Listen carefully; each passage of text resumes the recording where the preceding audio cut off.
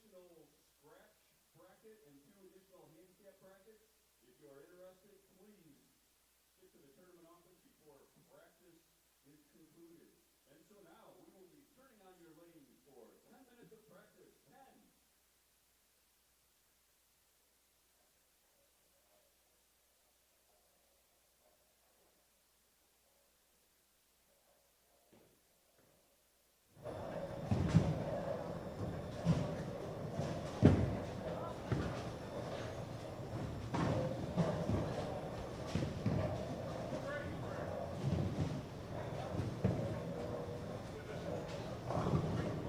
And good morning from Bolero, Mount Prospect, in Mount Prospect, Illinois.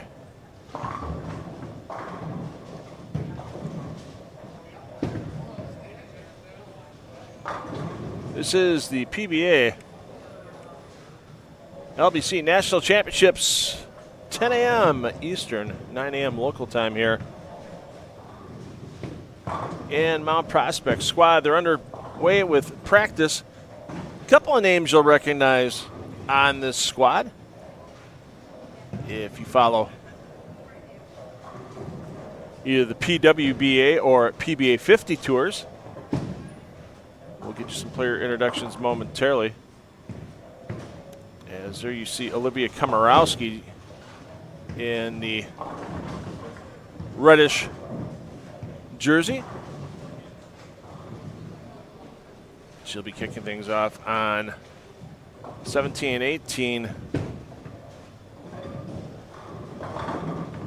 with a chance to take down the women's classic division title. Liz Johnson, our leader, put up a total significantly less than her winning totals the first 2 years of this PBA LBC National Championships. So Liz didn't seem too confident walking out the door last weekend that her score would hold up even with only a few PWBA and other high-level amateur ladies yet to bowl.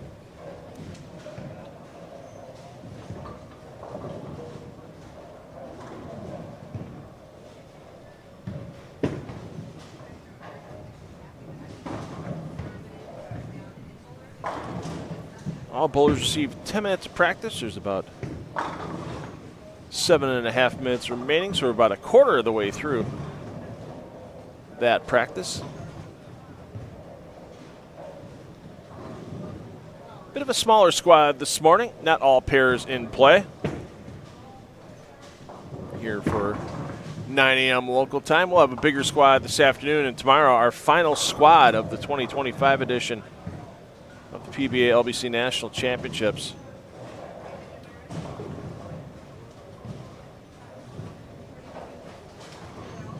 Is a sold-out squad. So if you missed out on the 2025 PBA LBC National Championships, I'm sure they'll be announcing the site and location and dates of the 2026 edition sometime soon.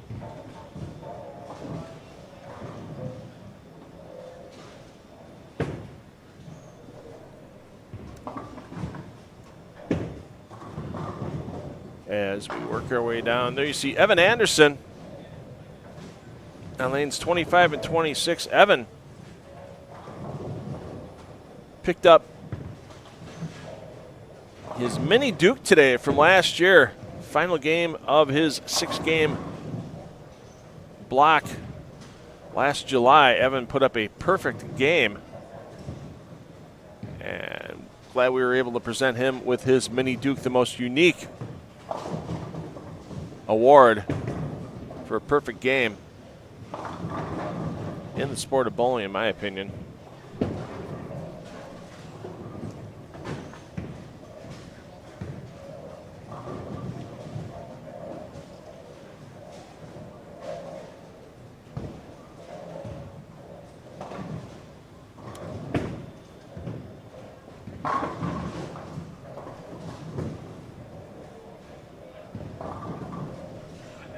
Over on 29-30.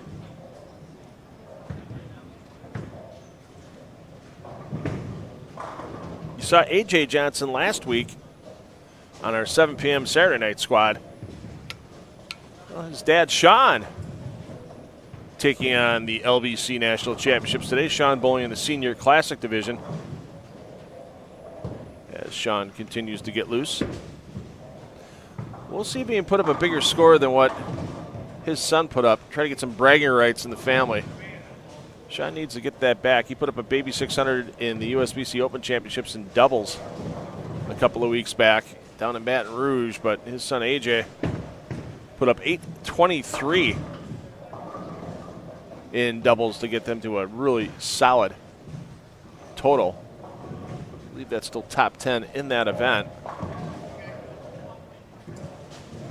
Not sure if Sean and AJ are doubles partners. A little bit of a last-minute decision for Sean to get into this event.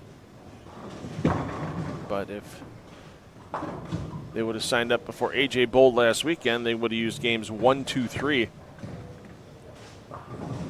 of the 6-game block for the doubles, and then there's also an optional 4-player team side event where you and 3 players use your games 4, 5, and 6 to make your 4-player team totals, and the bowlers do not need to be on the same squad.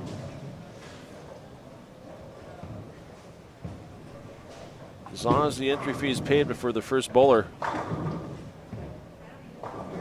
hits the lanes, it's a team entry.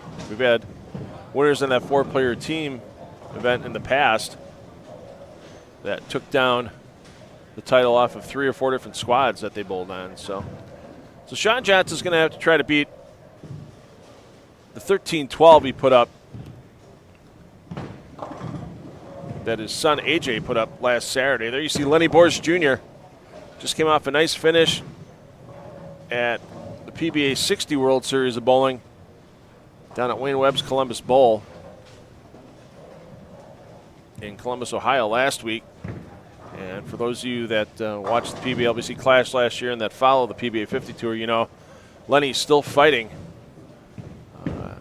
that battle against cancer, and he's put up a strong fight. He had some treatments a little earlier this week that had him in the hospital overnight. It was scheduled with the treatment just to keep an eye on him and such, and we'll have to see how Lenny's energy holds in there as both Lenny and Sean Johnson chasing down the Senior Classic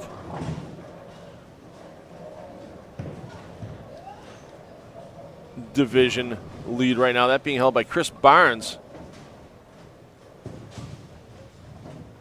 at 1438, or a plus 238 total.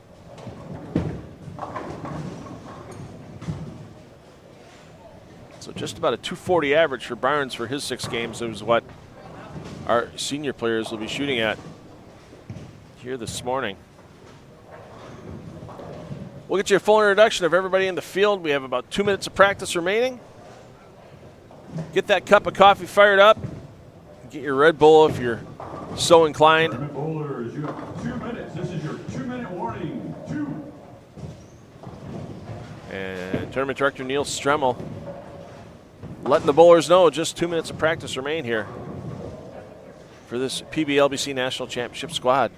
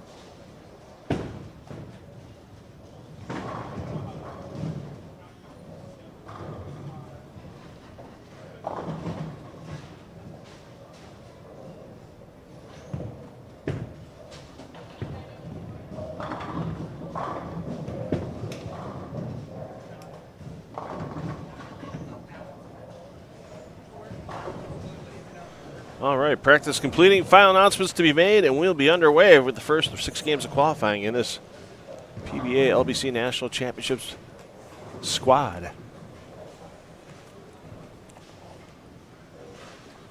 No exempt players on this squad. We did mention previous 2-time finalist in the clash with Lenny Borsch Jr. Before we get started, if anybody has a white Jeep in the parking lot, a white Jeep, your driver's door is open. All right, a reminder that when everyone on your pair is finished with each game, please make sure to hit the space bar to move your scores to the next pair.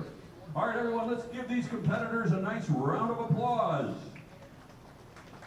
All right, bowlers, good luck and good scoring.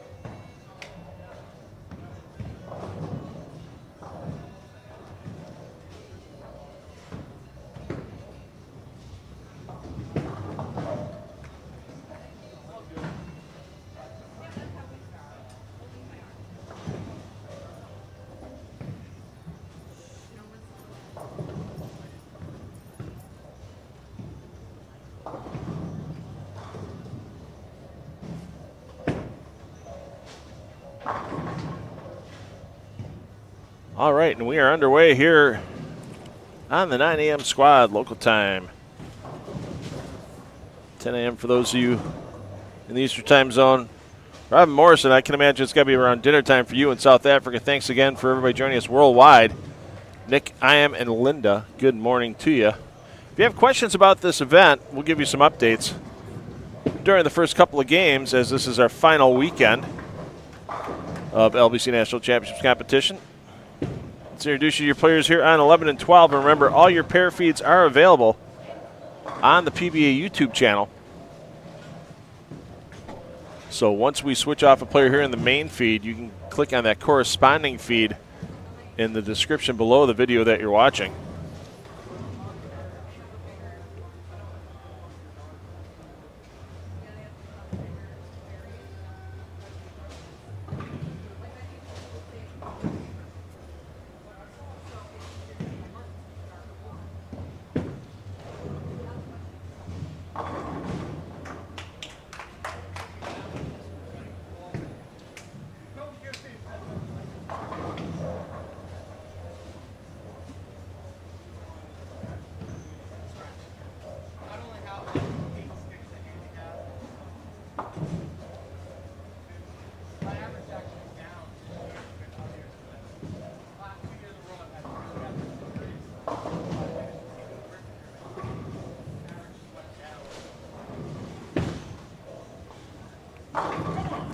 So your players here on 11 and 12 on this 9 a.m. squad: Clayton Bird, Marnie Holland, Adam Jordan, and Evan Jordan.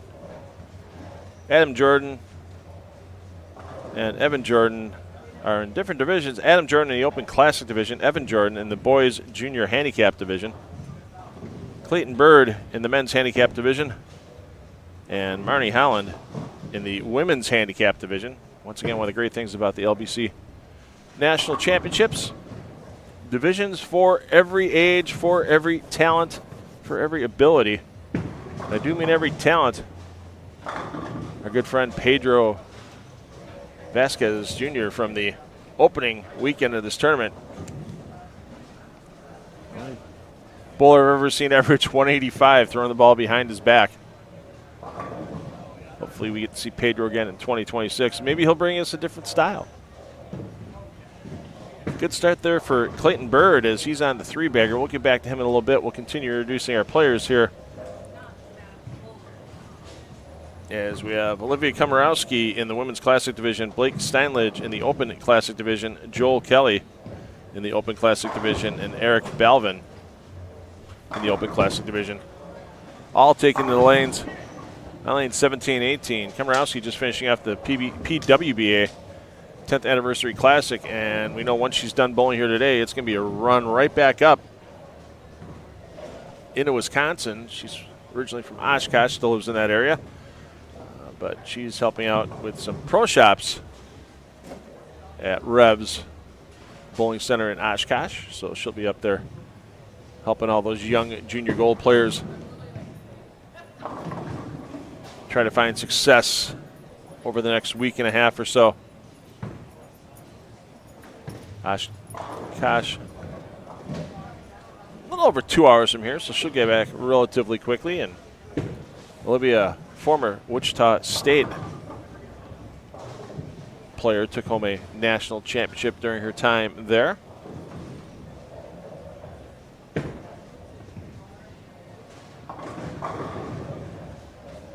Steinledge, get that 10 out of there. Take the messenger down, end the bleeding. They'll get that score correction for Blake momentarily.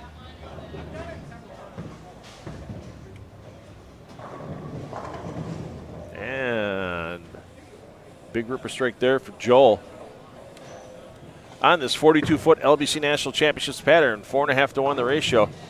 Inside to out, 31.25 mils in the pattern, so enough oil to get these players through 6 games. They're going to find some transitions just like the PBA players do. They're getting the PBA experience, but that pattern out there right now, more in the way of maybe a PBA 50 type pattern, even a little softer than that, not a full PBA Tour pattern. 21-22, Andre Martin, Samuel Martin, Anthony Martin, and David Ray, your players. Andre Martin in the Open Classic Division. Anthony Martin in the Men's Handicap Division coming in at 171. Samuel Martin Jr. in the Senior Classic Division. And David Ray in the Open Classic Division. Got ourselves a good law firm here. Martin, and Ray.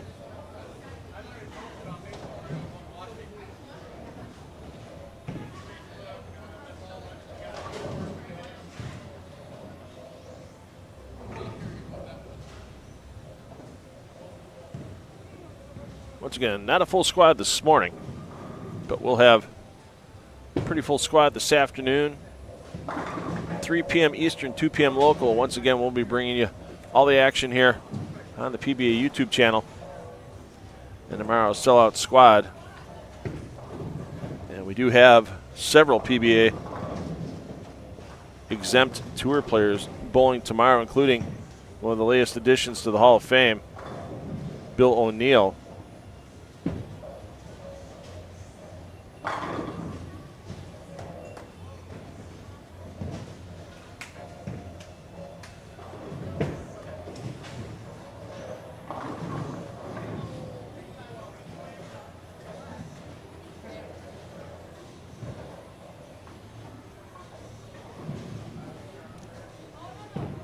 We'll have Nate Stubler for you on the 2 p.m. squad today. Nate likes this center. He bowled well here in the youth tournament days. We actually found him here in 2024 during the PTQ for the PBA Illinois Open that was held here in 2024. Let's get you over to 23 through 26. And 23 and 24, George Gutierrez, Robert Mattingly, Richard Kubarek, Brian Seckman.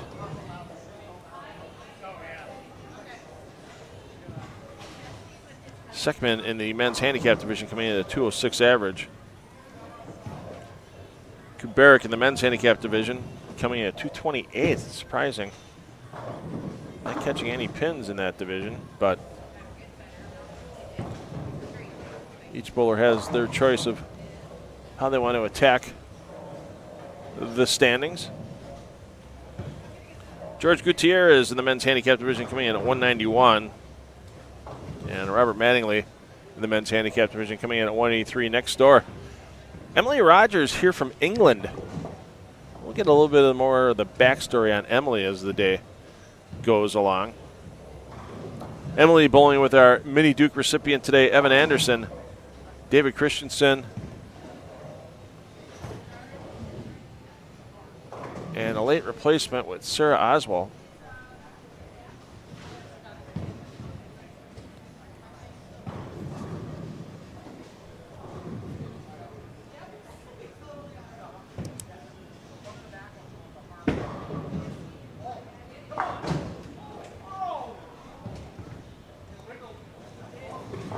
Emily Rogers bowling in the women's handicap division. Evan Anderson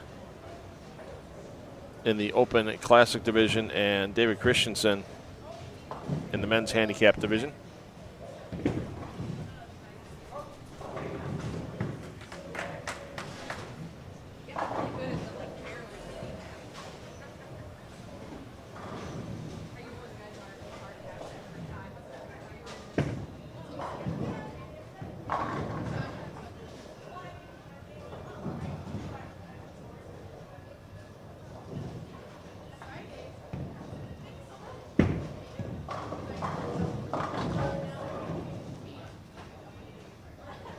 Well, no Mini Duke off the start for Evan Anderson, but holding in there okay right now.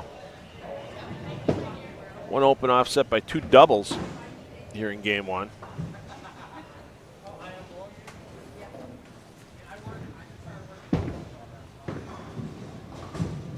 And Rogers can't quite get the cover. Let's get you over to lanes 29 and 30, 27 and 28 not in play this round,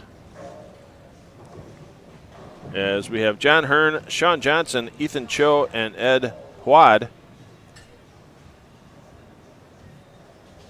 Pardon me, Howard. Ed Howard. Howard in the Open Classic division, Sean Johnson in the Senior Classic division, John Hearn in the Open Classic division, and Ethan Cho in the Open Classic division.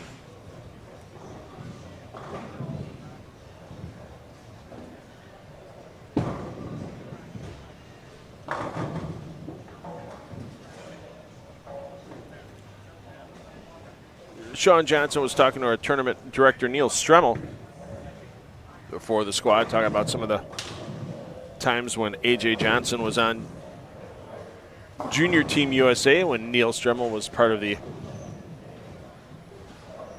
Team USA group in a prior part of his career. And a little quick with that shot for Sean. And the 2-4-8-10. Hook across the face. And see what we can get here. So we mentioned Nate Stubler, your pro, at 2 p.m. today. Tomorrow, on our final squad of the event, we've got Jason Sterner, Kyle Sherman, Hayden Stippich, and Hall of Famer Bill O'Neill. I did see Brad Miller on the roster because, as what usually occurs, if Kyle Sherman's somewhere, Brad Miller sure to be there with him as part of the Brad and Kyle social media team.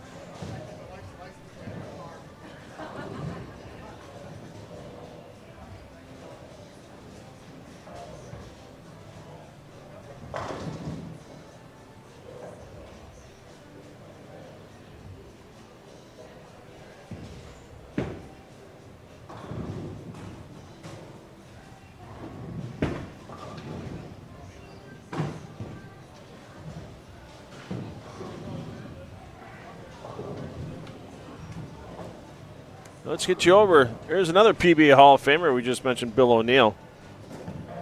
Lenny Borsch Jr. going to bounce back off and open. He's got a 3-bagger array this game. Can still get to 245. He fell off that shot slightly and lucky to get the 10 out. And as we mentioned, Lenny in the hospital early this week with a scheduled treatment for the cancer he's been battling for a while now. So Lenny, longtime owner of Bowler's Choice Pro Shop inside of Castle Lanes in Racine, Wisconsin. Fighting the health issues, gone to semi-retirement. Still works at the pro shop, but sold that to Matt Gasson as part of the Top Notch pro shop chain. Well, I guess if you have 2 pro shops, it's a chain. It counts that way.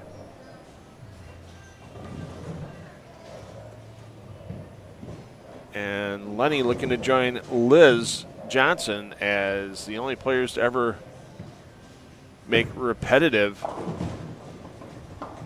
PBA LBC National Championship clashes. Liz looking for her 3rd in a row, and Lenny looking for the same. Liz on top in the women's classic division.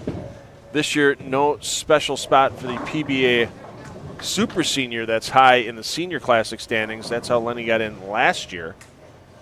So Lenny's going to have to take down that senior classic title this year to once again make the clash.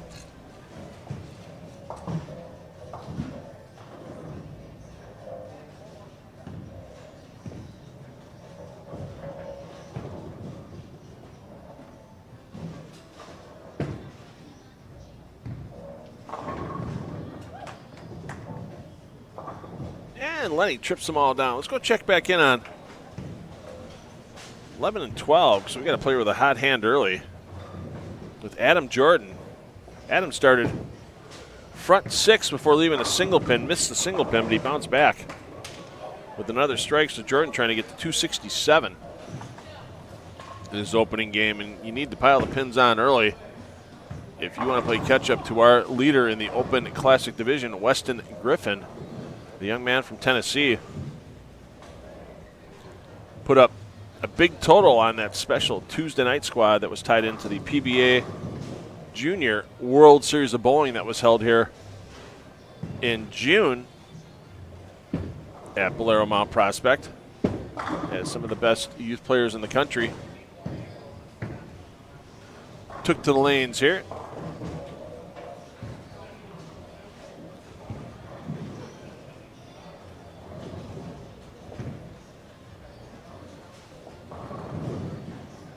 To decide the first PBA Junior World Champions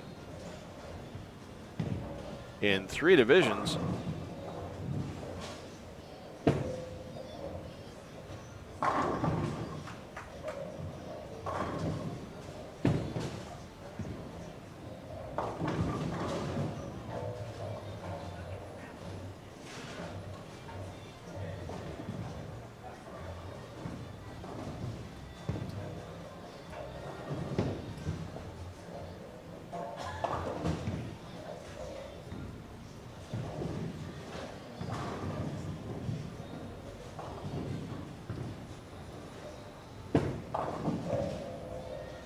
In the U15 mixed, Christopher Wagner took down that world championship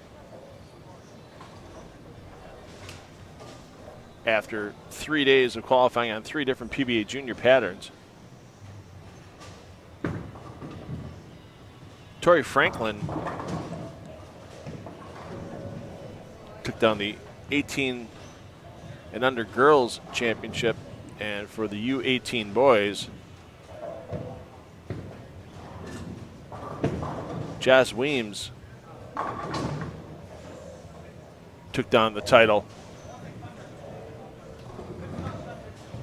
Took out Luke Switalski in the championship match. A couple of young quality players from the Chicagoland area, but as I mentioned with Weston Griffin, there were young players from all over the country.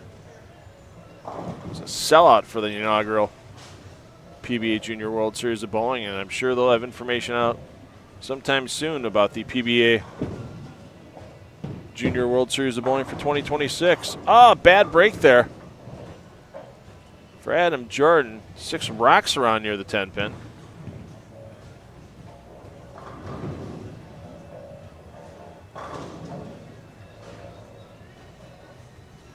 So your player movement this morning is that they're simply just going to move one pair and play to their right. So the players you see here on 11 and 12, they're going to mosey their way down here to 17 and 18. And the players that are currently on lanes 31 and 32, with Borsch, Jerzakowski, Bryson, and Colton. They'll be making their way down to 11 and 12. See what Borsch can do here for a big finish. Lenny loves this tournament, obviously for a lot of reasons. He was our year 1 senior classic division champion. He was our high super senior, finishing 3rd overall last year here at Bolero Mount Prospect, and looking to make his way in again. The PBA LBC National Championships clash. And Lenny gets the 6 to do the work on the 10. There you go, Lenny. The more strikes to throw on the board, the more energy you can save not shooting those spares. So player movement and game 2 coming up shortly from Bolero Mount Prospect. Thanks everybody for joining us on the PBA YouTube channel this morning. And we'll stick with the hot hands. We'll stick with Adam Jordan. We'll stick with Lenny Borsch coming up in the game 2, and we'll follow anybody else who starts encroaching on our leaders in each of the 8 divisions of competition. Nobody from PBA exempt on this squad, but all other divisions represented here this morning.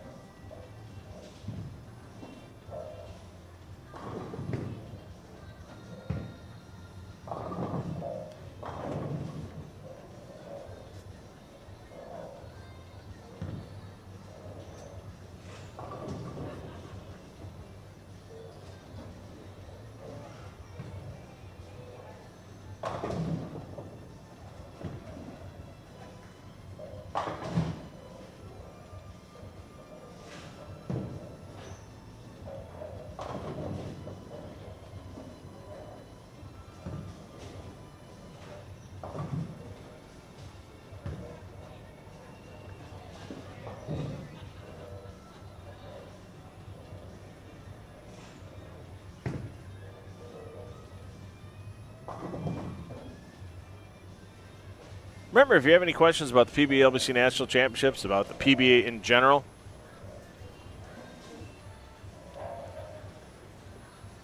drop them in the chat. We'll be happy to answer them for you. Got a little announcement for everybody. I know this is the last weekend of PBA LBC National Championships coverage that I'll be a part of. But to give our fans something to look forward to in a couple of weeks, I, $2 Phil Brylo, and my production company, 10 on the Deck Productions, which is basically, I don't know why I just didn't name it $2 Phil Productions, but hey, you got to mix it up a little bit. We'll be bringing you some great PBA 50 action, and even though it's a regional event from Bowling Green, Ohio,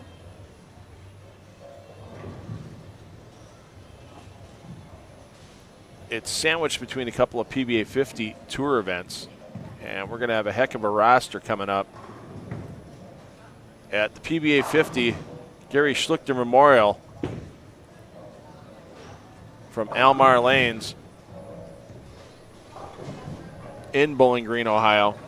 That's coming up for you here on the PBA YouTube channel on Saturday, July 26th, 2 weeks from today. And Sunday, July 27th, last year's champion was Jason Couch.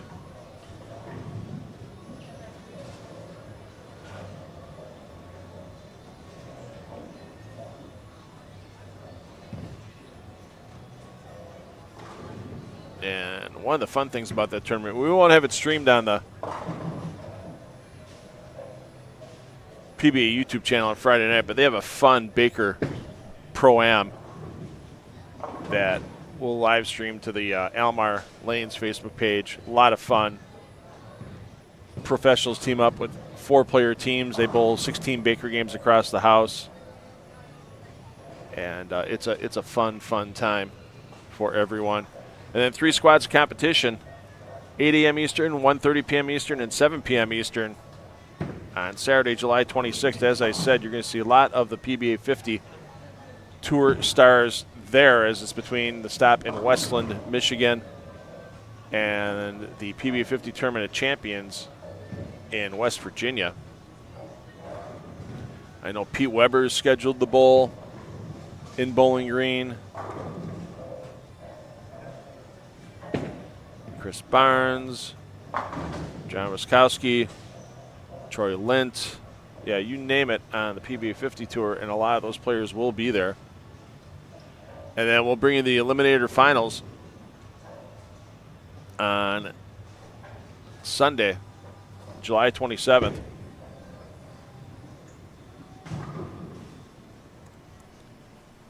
Looking forward to bringing you some additional PBA action in August, so keep an eye on the PBA YouTube channel. If you haven't subscribed already, what are you waiting for? And keep those notifications on, because not only will we have some PBA regional live streaming coming up in July and August for everyone. Great videos on there all the time. Don't miss out on your Friday 5, this week's Friday 5, talking all about Bill O'Neill, who you'll see tomorrow here at the LBC National Championships. Lenny Borsch with a solid start, 235. He'll need to pick up the pace slightly to get past that leading total in the senior classic division with Chris Barnes.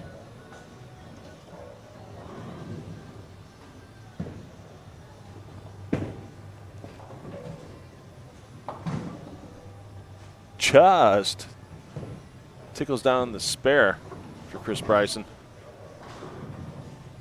All it says is they have to fall. It doesn't say how they have to fall. They just have to fall.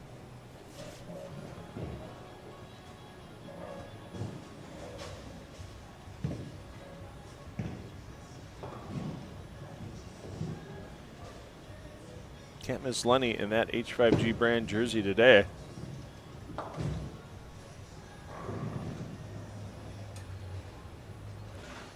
Reddish orange color on there. It's one of those odd colors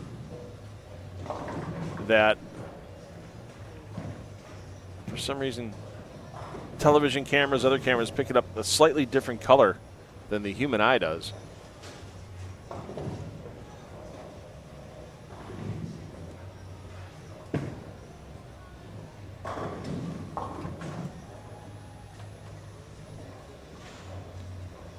Take a quick peek over at Sean Johnson, father of AJ.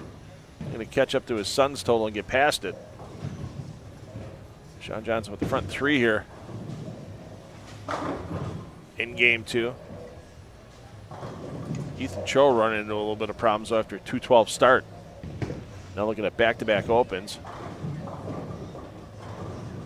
Great toss there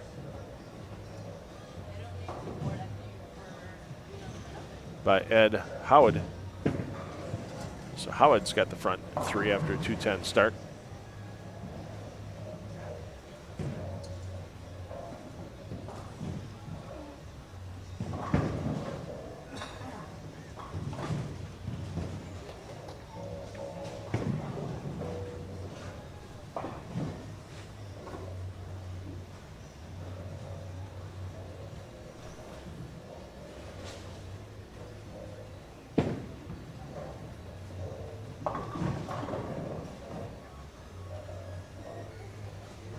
I bet you if you would have asked Sean Johnson when AJ was 12 years old if he would have thought his son would have been a pro athlete, he probably would have answered yes. But it probably wouldn't have been professional bowler. Probably would have thought his son would have been a professional football player, professional baseball player, as AJ was.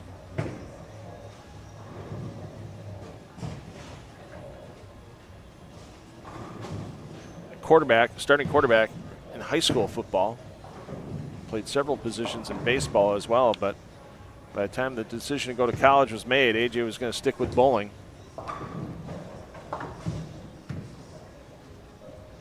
And it's been a pretty good career choice. May not have the big bucks that, if you get a major league contract for baseball or an NFL contract for football, you put some money away pretty quick.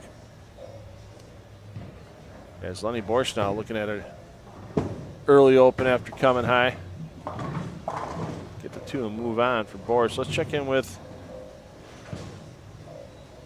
Olivia Komorowski. She's our only competitor in the women's classic division today. Trying to catch up to the total of Liz Johnson. 186 start for Olivia, though, isn't going to do it. But we saw Liz last week struggle towards the end. Put up a sub-200 game in game 6 and left Liz with a total that could get picked off by somebody this weekend with that 1378 or plus 178 total. And a quality double for Komorowski to start.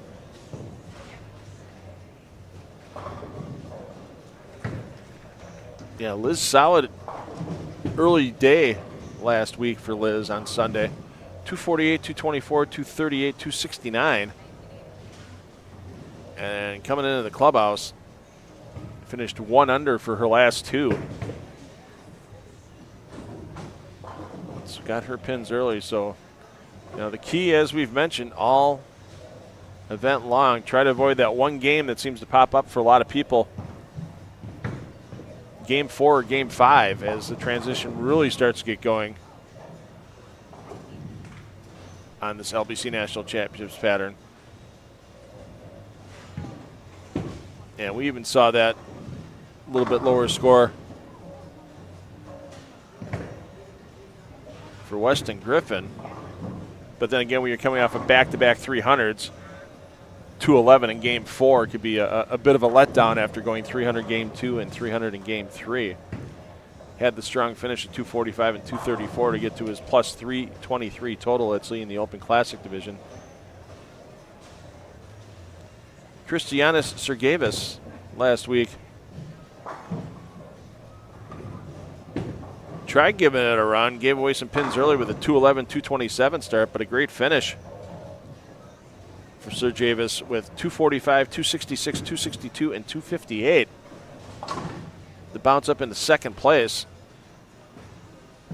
at a plus 269 total. As he bowled with his significant other, Verity Crawley, last Saturday. Crawley left here with the women's classic lead, only to be surpassed by Liz Johnson the next day. And of course, Verity Crawley, for those of you that are PWBA fans know that she's made the stepladder finals tomorrow night. That will be on CBS Sports Network from the Resch Center in Green Bay for the PWBA 10th Anniversary Classic. Solid lineup for that show, including the first ladies two-hander.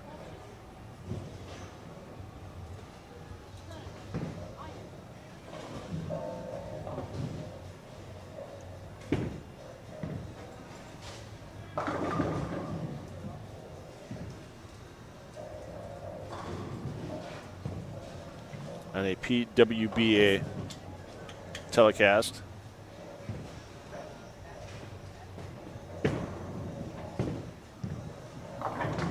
Nora Johansson out of Sweden in the stepladder, along with Rocio Restrepo in that opening match. Winner will take on Verity Crowley. Semifinal match will have your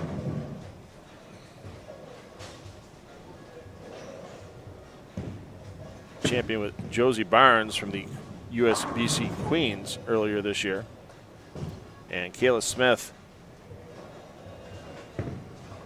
off the port side will be your top seed, and that is going to be a huge crowd.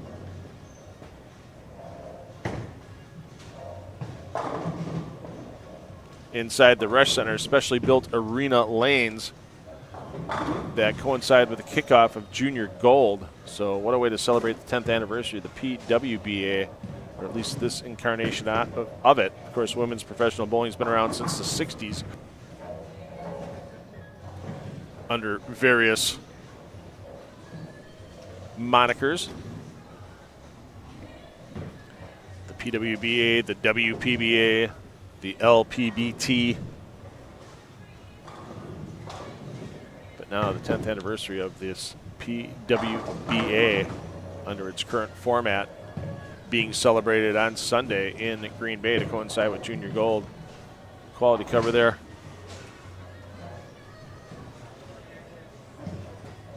By Komorowski. Let's check in on the hot hand from Gay 1, 245 for Adam Jordan. A little slower start this game. Jordan looking to bounce back off a third frame open.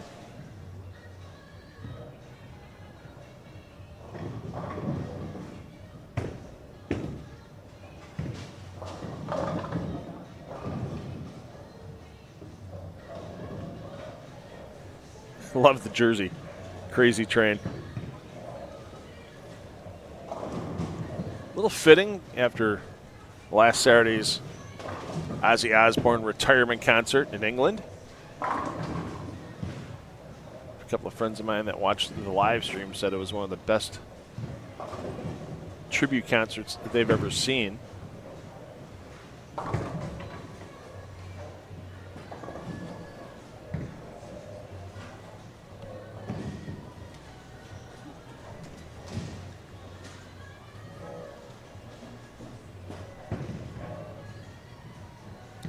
And Crazy Train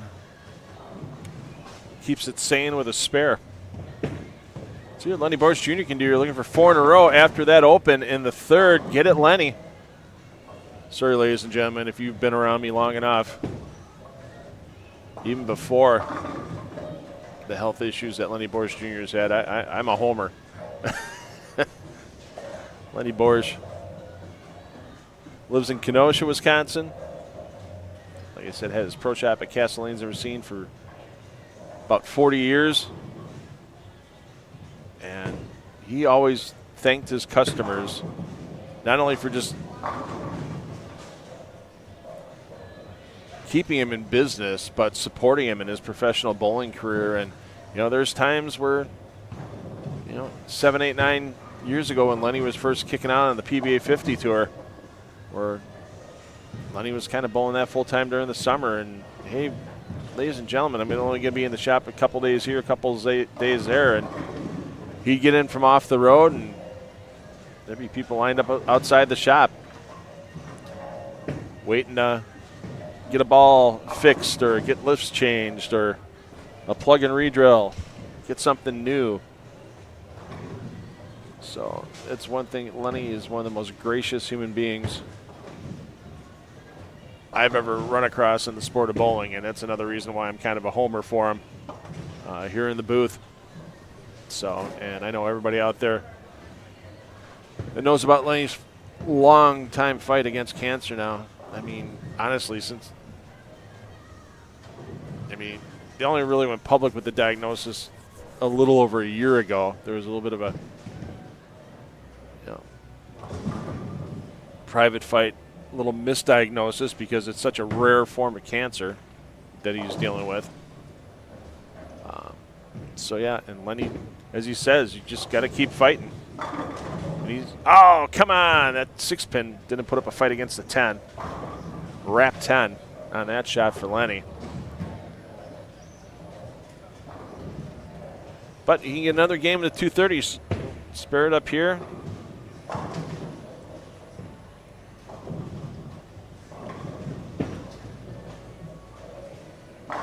Punch out in the 9th and 10th once again like he did in game 1. And Lenny will be looking at another game in the 230s, keeping pace with another PBA Hall of Famer, Chris Barnes. Let's take a peek in. It's John Hearn looking for a big finish. Hearn working on 7 in a row, trying to make it 10 all together in the 10th frame. Try to get to 268 after that open in the second. A couple solid games on this pair as well. Ed Howard get to 247. Sean Johnson get to 235. Get himself back in the plus on the scoreboard. And there you just see Sean go, why did that one go long? Let's see what Hearn can do here to try to get close to 500 for 2. Get that 9 out of there. Give you the radio call on Lenny Boris Jr. as he's struck in the 9th, so we'll get back down by Lenny momentarily. Hey, come on, Sean, how about it? Oh, just missed. So that's going to leave Johnson at pretty much even after 2, but we've seen bowlers put 2 or 3 real solid games together and get themselves into a number that might not win a division, but it definitely gets out of here with a pretty decent-sized check.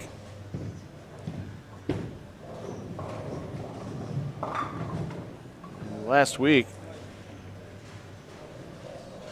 Nathan Bohr in the PBA exempt division had an okay start. He was plus 80 after his first 3 games, but finished 241, 228, 300. So Nathan Bohr is going to get himself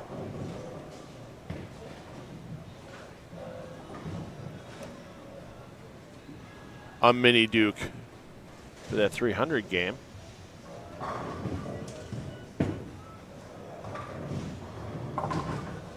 And that 300 the last game also got Nathan Bohr into the top 3 in the PBA exempt division. Got him past E.J. Tackett and Stu Williams. Andrew Anderson with his 15-18. 6-game total. Anderson continuing the solid 2025 as with just 5 PBA exempt bowlers to go. Anderson looks like he may be that PBA exempt player representing in the LBC National Championships clash.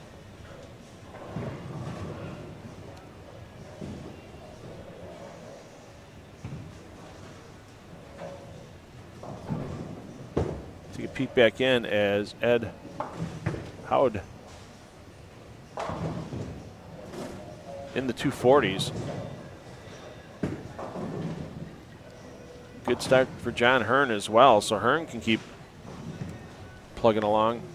Howard on the fill ball. We'll give you the radio call on him as we want to get back to Lenny Boris, as Lenny looking to put up another game in the 230s. Howard did carry that one on the fill ball. He gets 247, so a good start for Howard as well. Boris first ball, the 10th, stares it down. 7 goes late. That puts Boris in the 220s. course, you know he wants to get to 234 again, plus 69 after 2. Solid pace for what he needs to catch up with for Chris Barnes in that senior classic division.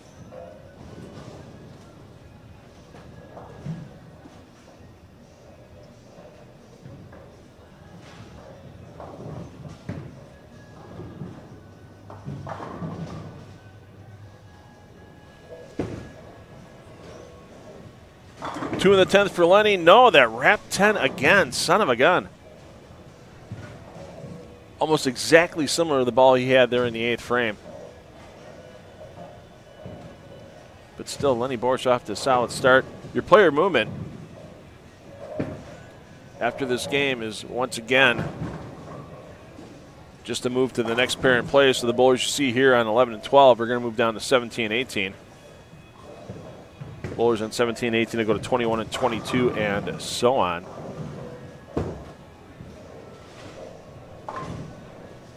So player movement. Game 3 coming up next. Any questions about the LBC National Championships, drop them in the chat. Any questions about what's going on in the PBA Tour or PBA 50 Tour, drop them in the chat. We'll try to answer them as well. And we'll talk a little bit in Game 3 about Jason Couch's win during the first event of the PBA 50 World Series of Bowling yesterday in Jackson, Michigan during Game 3.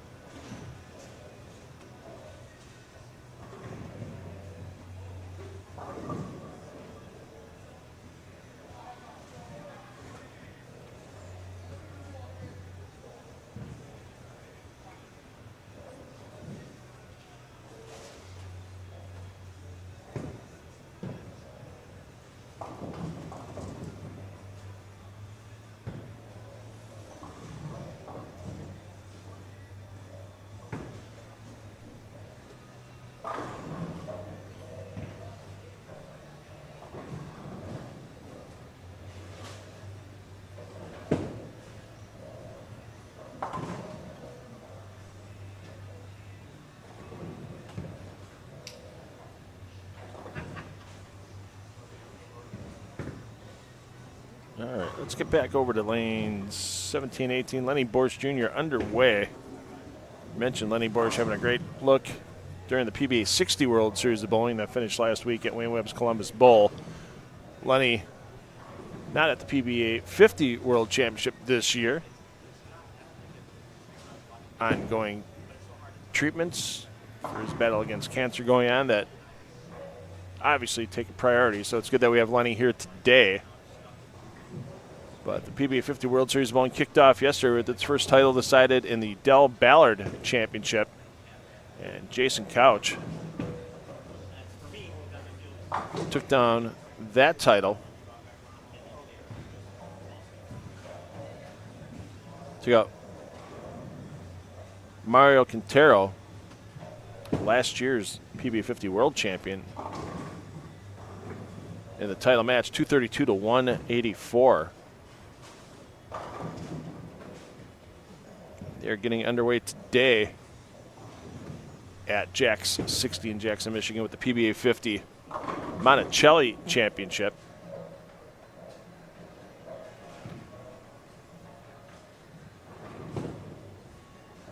Hey, Lenny, how about it? Ooh, just missed. And another early open for Lenny, but we've seen him bounce back for those during games 1 and 2.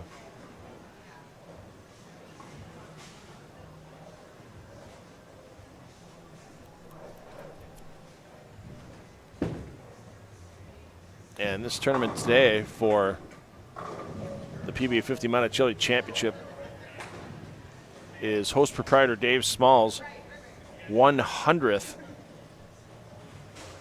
PBA event hosted over all ranges of competition. PBA Regional, PBA 50 Regional, PBA Tour, and PBA 50 Tour competition. So that's, considering Dave didn't host his first regional until 2014. That's an incredible run as Lenny's running into problems now. And we've seen 17, 18, cause a few players to scratch their heads over time.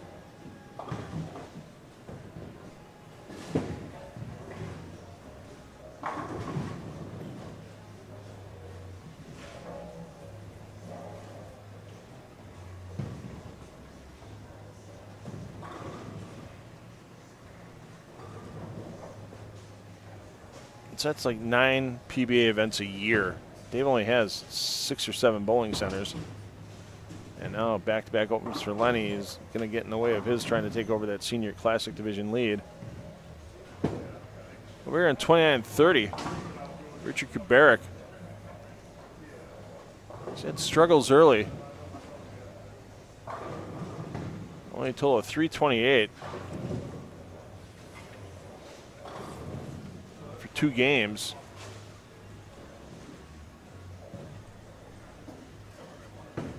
But now Kubarik starting with the front 3.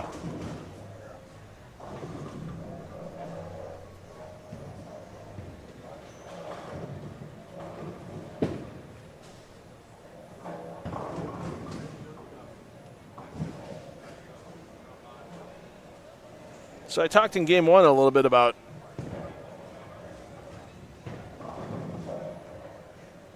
Ten on the Deck Productions, my company. Once again, it's been great that the PBA chose us to host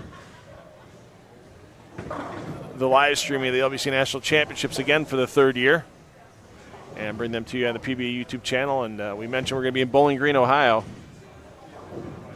for that big PBA 50 regional event. Lots of PBA 50 Tour players will be there on July 26th, July 27th, 2 weekends away. So put that on your schedule. You'll be able to watch that for free right here on the PBA YouTube channel. We'll have some great coverage for you. And then in August, we're going to have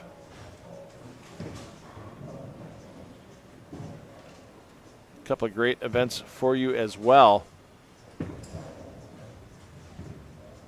As on Saturday, August 16th, Sunday, August 17th, a super regional from Minster, Ohio, the PBA Kremer Roofing Central Classic.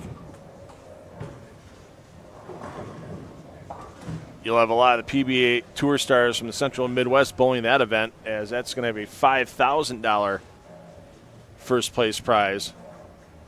And then the following weekend, Saturday, August 23rd, Sunday, August 24th. That's right, ladies and gentlemen, it's time to get cold watered. From Coldwater, Ohio, the PBA BowlerStore.com Classic presented by Moxie's Extra Pair. Playmore Lanes, Coldwater, Ohio. Omelet Awards will be up for grabs. The toughest little house on tour when it was a PBA National Championship stop for a few years. Definitely the toughest little house on tour. 16 lanes in play. Every one of those lanes pretty darn tough. And the winner in Coldwater will be taking home $10,000 in prize money. Zeke Bate, your defending champion from last year in Coldwater. In Minster, your defending champion, Ryan Liederbach. Liederbach had 3 wins in a row, ending in Minster. Didn't take down the win in Coldwater, but came back in the next Central Region event and took down another Central Region title. Helped Liederbach obtain the PBA Central Region Player of the Year last year. And Zeke Bates going to be looking to make it back-to-back 10K checks in Coldwater. No one's ever repeated in Coldwater. We've had players win multiple times in Coldwater. But repetition?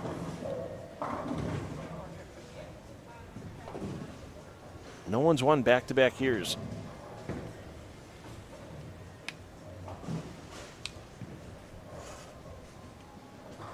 And there we go. Kubarik, front 5. Oh, and it's when it rains, it pours. And right now it's doing that for Lenny Boris Jr. I think he'd like to take lane 17 and throw it in the trash, as he's looking at his 3rd open in 5 frames. And that's going to happen. And yikes. Not too often you see Lenny Boris with 61 in the 5th.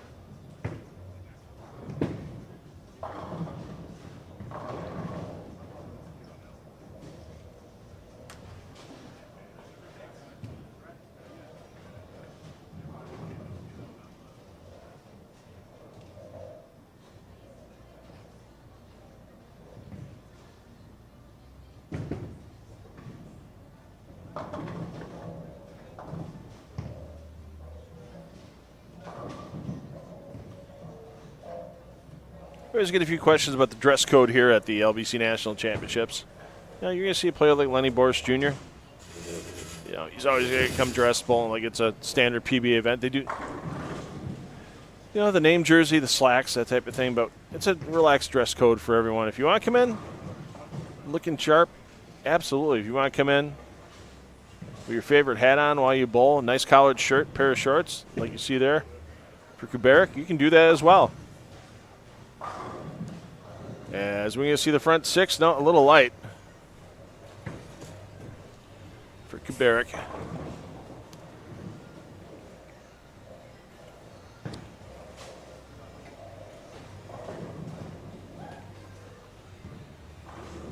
Adam Jordan gave a few pins back in game 2.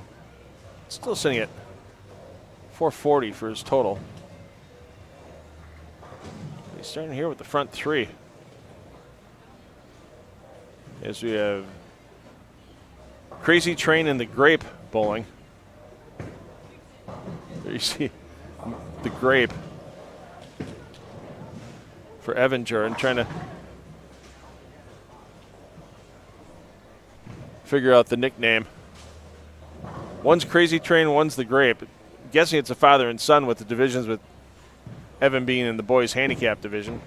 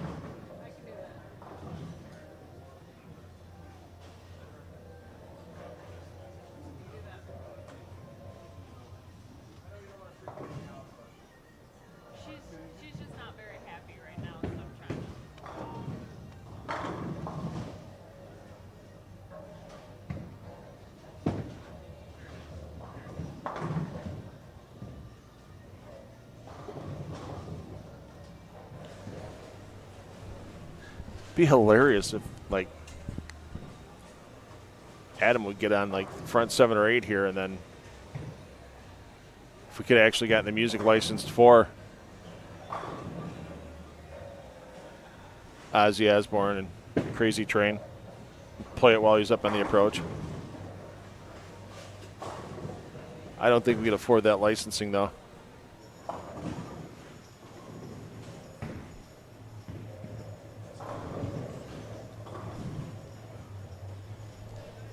Hey, Mike, thanks for joining us from Oregon.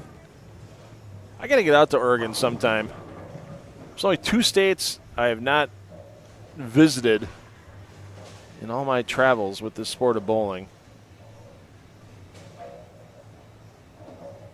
And unfortunately, one of them is Oregon. I know it's gorgeous when you get out that way, especially in Eugene.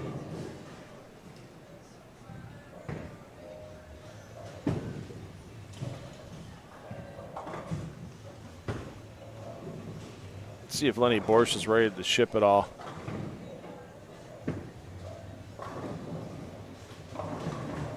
You see when a bowler puts their own hand in the air. Yeah, Lenny's still having problems. He's going to max out at 180 this game, and it's going to take some big scores the last 3 for him to surpass Chris Barnes.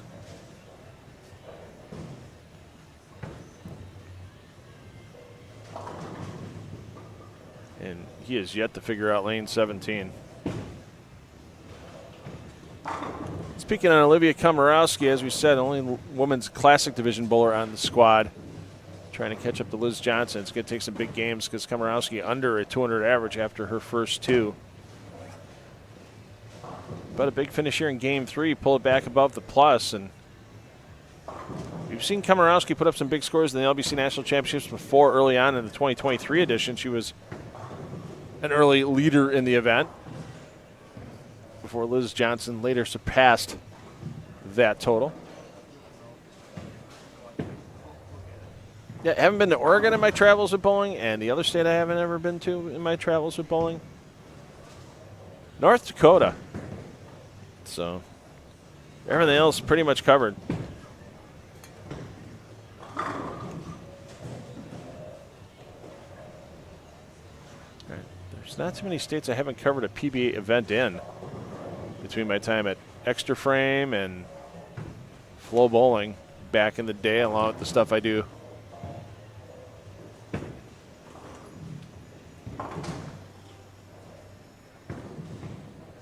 on my own with 10 on the Deck Productions. So, well, Mike, unfortunately, those people without permanent housing, that's not just in Oregon or Portland, Oregon, or in anywhere. That's an everywhere problem nowadays, unfortunately. Hopefully someday that becomes a little less of a problem in this great nation of ours. Not holding my breath at the moment, though, as everywhere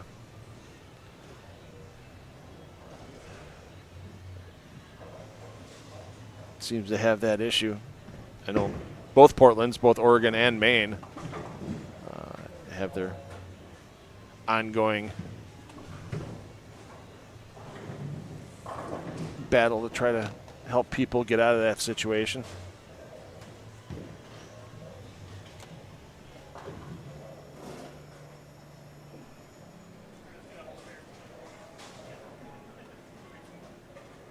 So we'll get back to Lenny Borsch's 10th frame momentarily, as it looks like Borsch has struck in the 9th frame, finally figured out lane 17.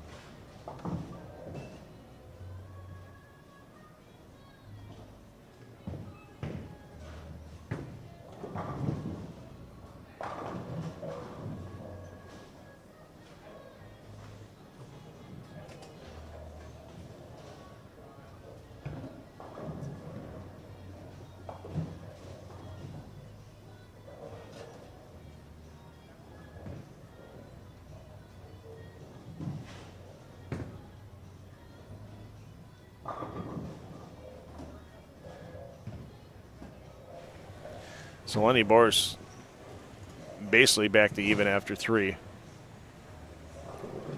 as he's going to have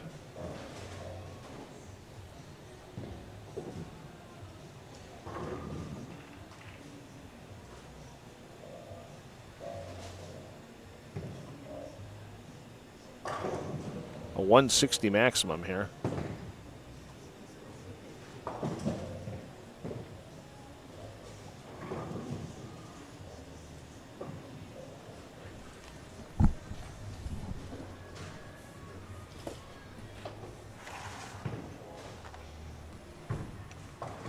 I think I just saw somebody on the concourse dancing to the music that's being played. Yeah, like little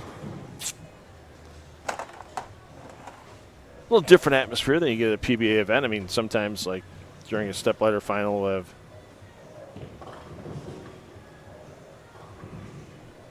music playing.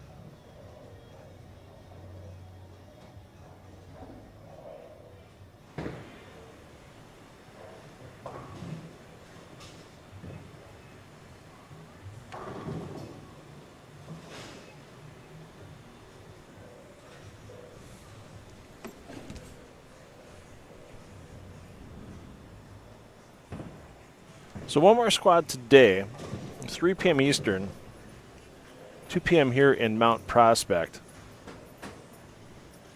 Nate Stubler will be a PBA exempt player on that squad.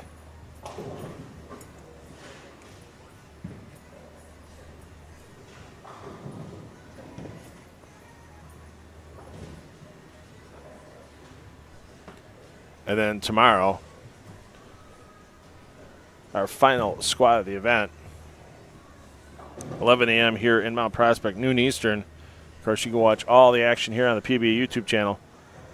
Hayden Stipich, who won the PBA Tour Trials held in the greater Chicagoland area last August. This center was one of the 4 centers used in those trials. So Stipich, Jason Sterner, Kyle Sherman, and Bill O'Neill, your PBA exempt players on that squad. I know that Brad Miller is on the roster for that squad as well. But Miller, because he's not in the top 55 in points from the 2024 PBA season, he's able to bowl in the Open Classic division. It's kind of like the Bug Kroll rule, I guess you could say. Because if you remember last year on the PBA LBC National Championships, Bug Kroll was able to advance because they took 2 players out of the Open Classic division. So Mark Blaha took down the title in the Open Class division, but Bug Kroll finished second because at the time, even though he had won in Delaware, the PBA exempt division was made of the 23 points holders. So Brad Miller will be in the Open Classic division when he takes to the lanes tomorrow.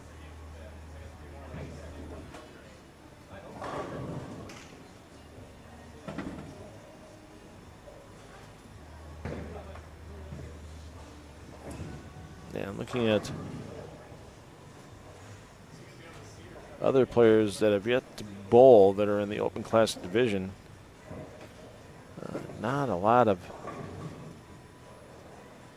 names that I would recognize from the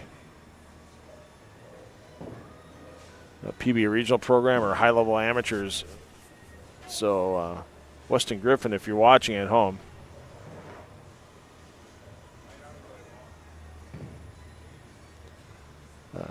I'd be feeling pretty good at your chances of that 15-23 holding up for the $25,000 for the top spot here at the PBA LBC National Championships.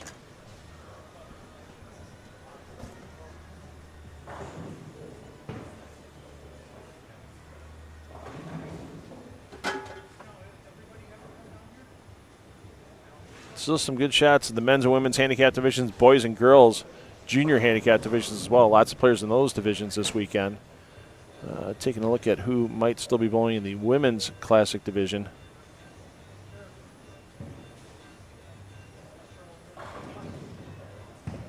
After Komorowski completes her play today, I saw Stephanie Zavala on the roster. I would assume that she would be bowling tomorrow.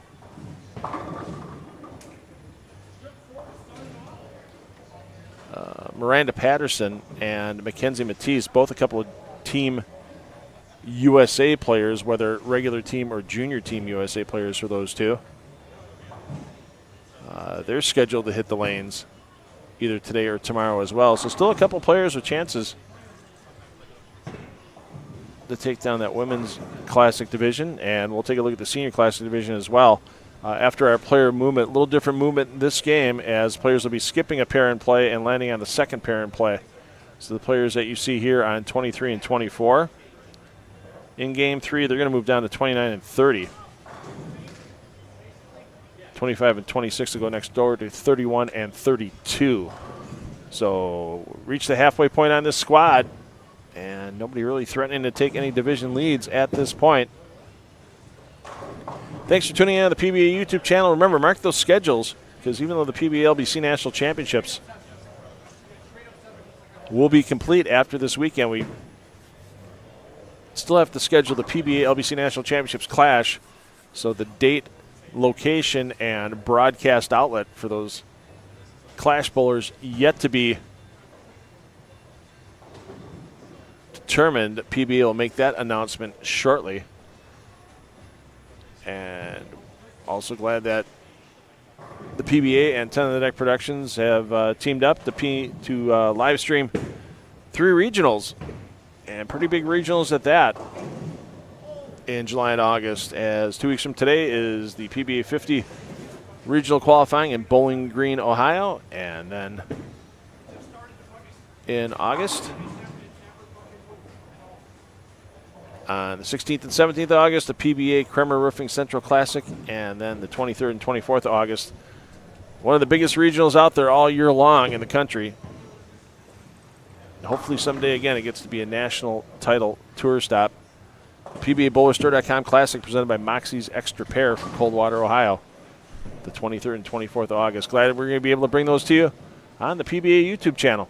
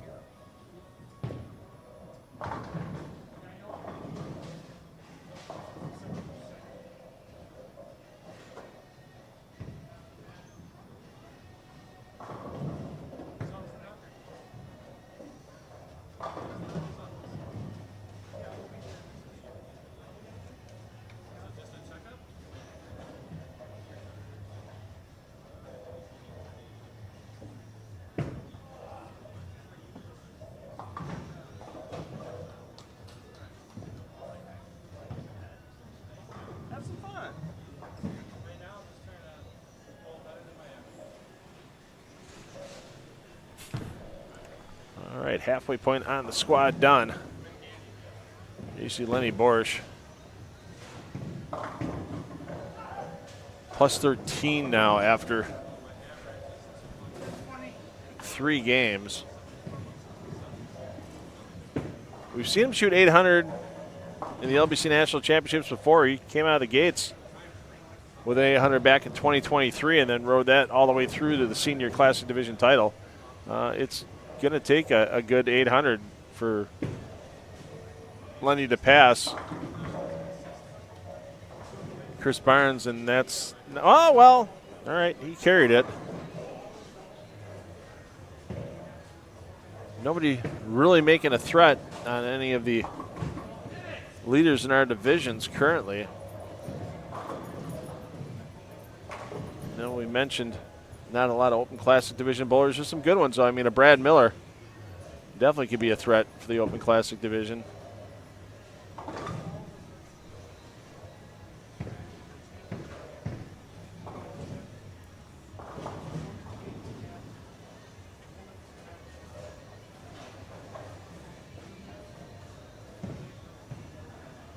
Only a couple players coming on board for the Women's Classic over the final 2 squads, but once again, we mentioned 3 quality names there with Zabala, Matisse, and Pattinson.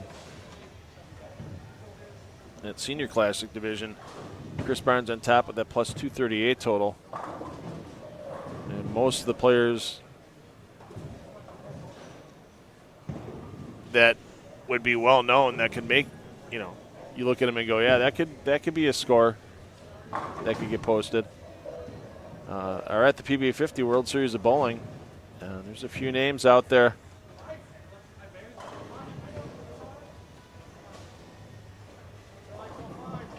Jim Horan on the schedule. Jerry Knowles. Yeah, I mean, just a couple. So once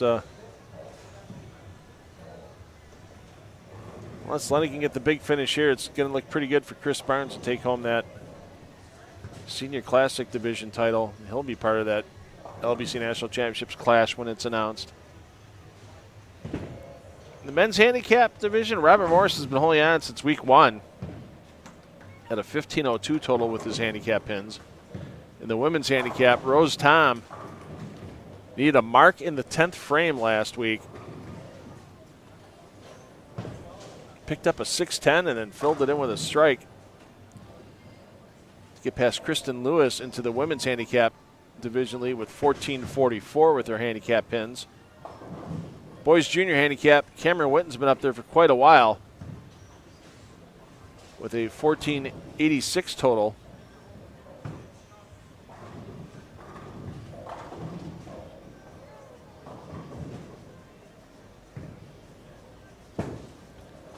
In the boys junior handicap division.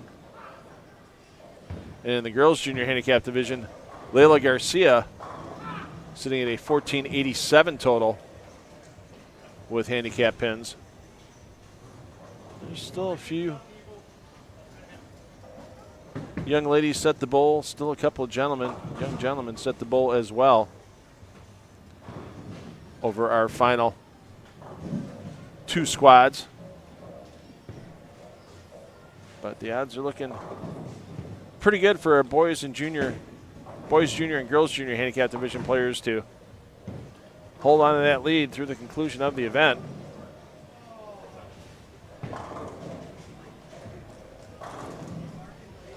But definitely that PBA exempt division up for grabs. And you just never know with our 3 classic divisions, with those scratch divisions as well.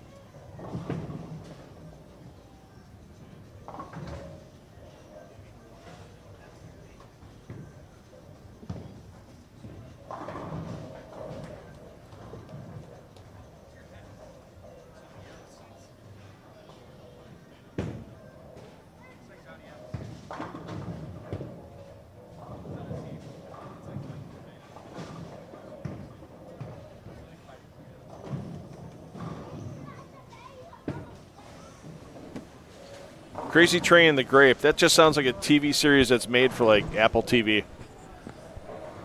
Two bowlers going across the country, bowling every tournament they can. Join them on their adventures. It's Crazy Train and the Grape on Apple TV.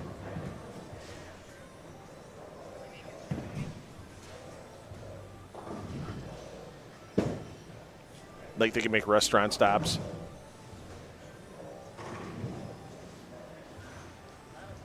Crazy Train and the Grape.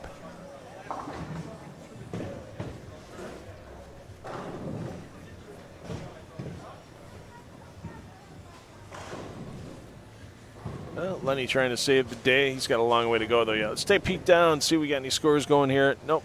One player averaging over 200 for the first three here on 11 and 12.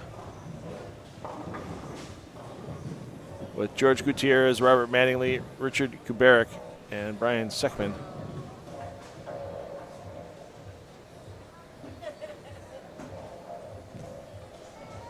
Kubarik, solid game last game. To get himself back near a 200 average. Here's one you don't see very often out of a right-hander, the old 2-7-10.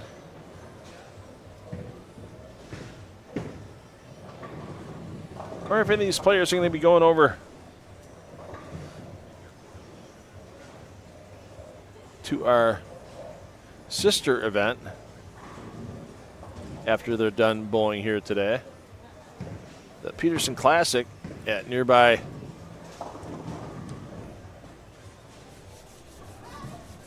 Bolero Vernon Hills.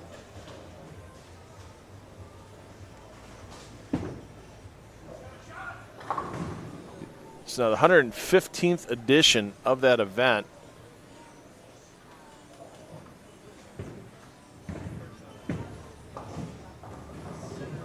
Back when the Peterson started, the goal was to pay off the largest first place prize in bowling. And back then, I mean, $1,000 in 1918.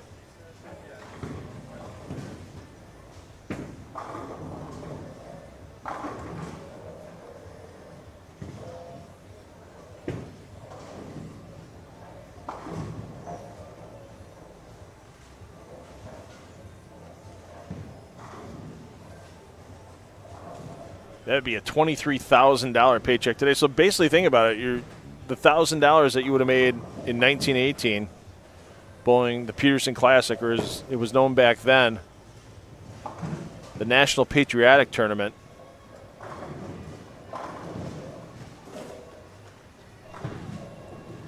You know, basically the same first place prize you have here for the PBA LBC National Championships. Even though it's been almost 70 years since Louis Peterson passed away. That tradition he started with the tough lane conditions and then brutal racks. Some racks you can put the ball between the 2 and 3 pin if you hit a high hit. Other racks, you just wonder how the heck they got set.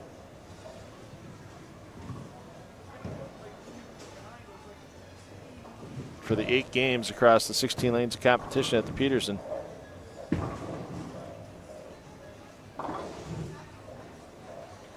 And if you average 200 at the Peterson, you're going home with some really good money, no doubt about it, for those 8 games.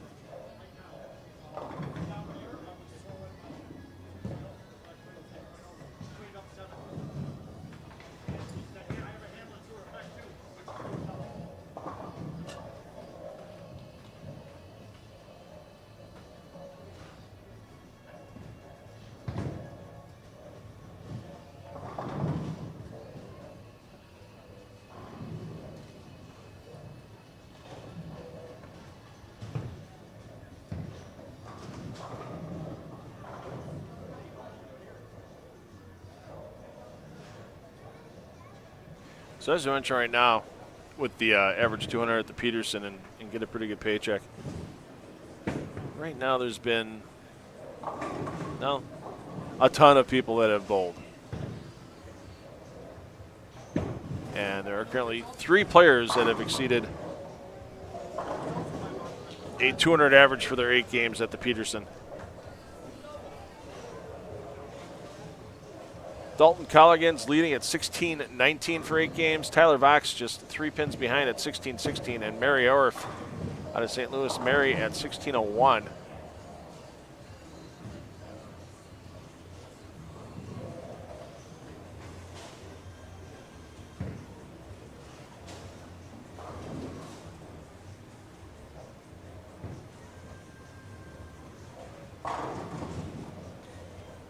I know Andrew Anderson credited his bowling the Pearson before the LBC. Most people think, well, the Pearson, you got to do so many different things. People try to throw hard and straight at the head pin, and you get out of whack for the LBC a little bit. But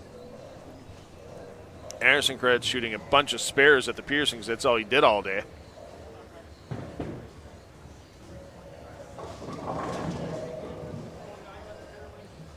For leading the PBA exempt division. So, yeah. And once we know everything for next year, you make a weekend out of it. Bowl.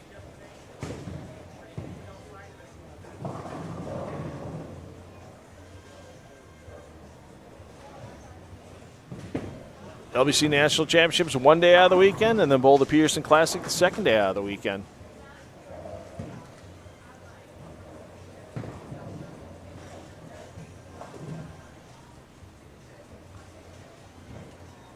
All kinds of side events you can get into.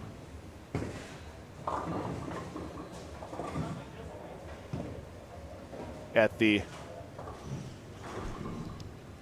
Peterson Classic, there's optional doubles, which uses your best 3 or 4 games on lanes 1 through 8. There's the optional team event, 4-player team event, which uses your team's best 3 or 4 games on lanes 9 through 16.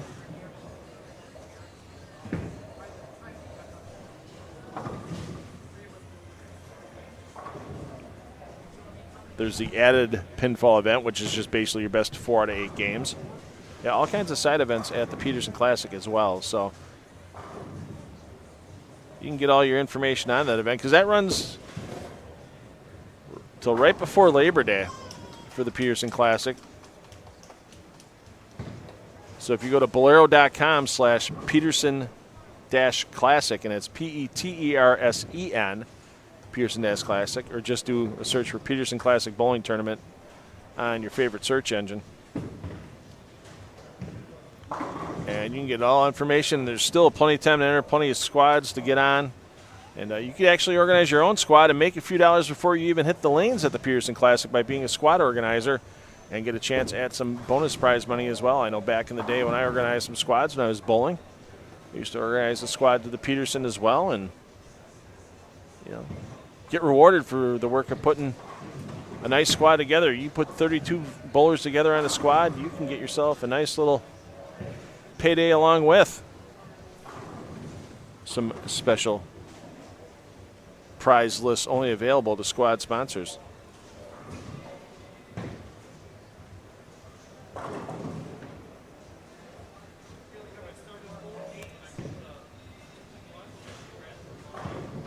Well, we got a bowler trying to make a nice move here at the end of game 4 on the pair with Olivia Komorowski is Eric Balvin.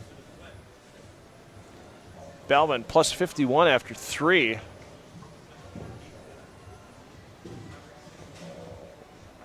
Once again, if you were, he'd have to go perfect from here on out to take over the tournament lead.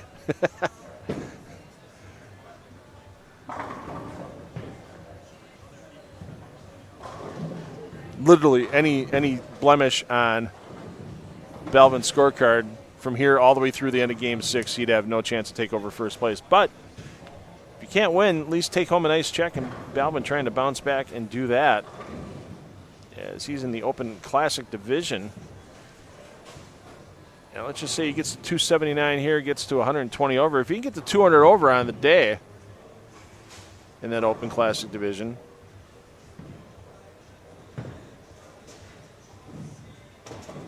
mean, that's a top 15 score right now. That's a four-figure check.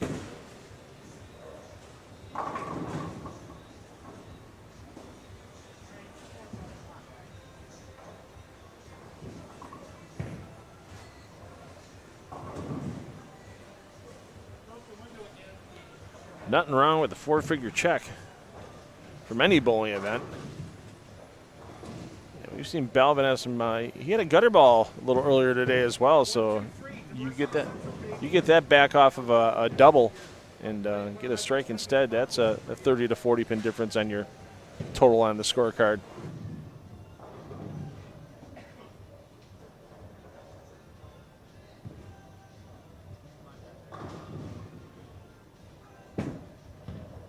There you go. He's feeling good getting in the 10th frame of this game.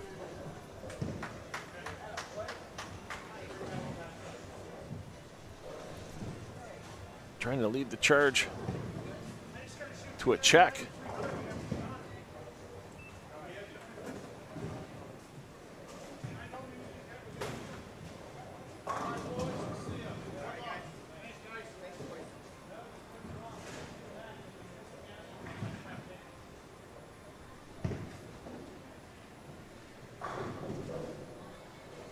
So Komorowski, if she can strike out here, she'll get herself back to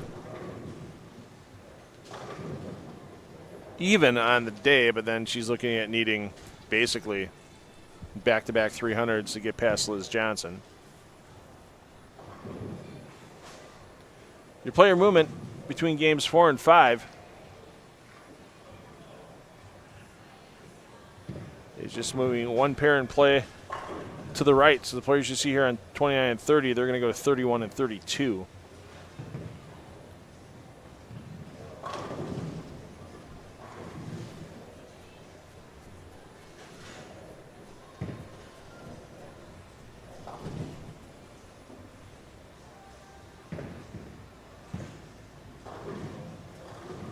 And Komorowski cannot get that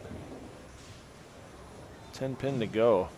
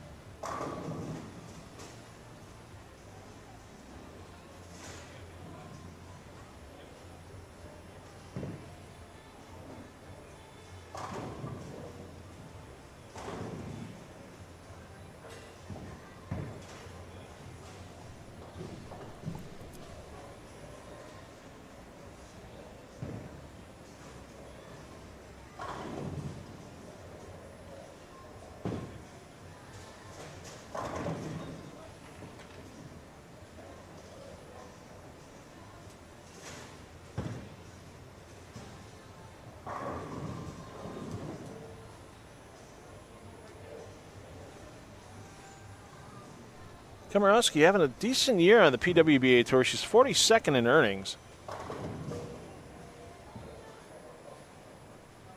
31st in overall tour points. Averaging just over 205.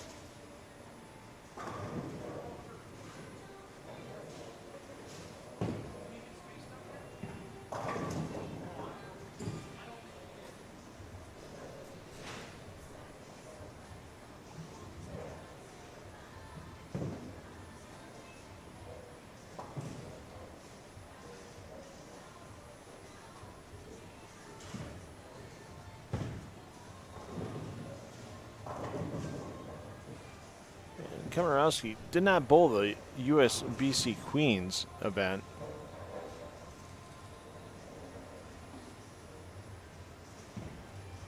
But she made her way down to Sun Valley Lanes in Nebraska.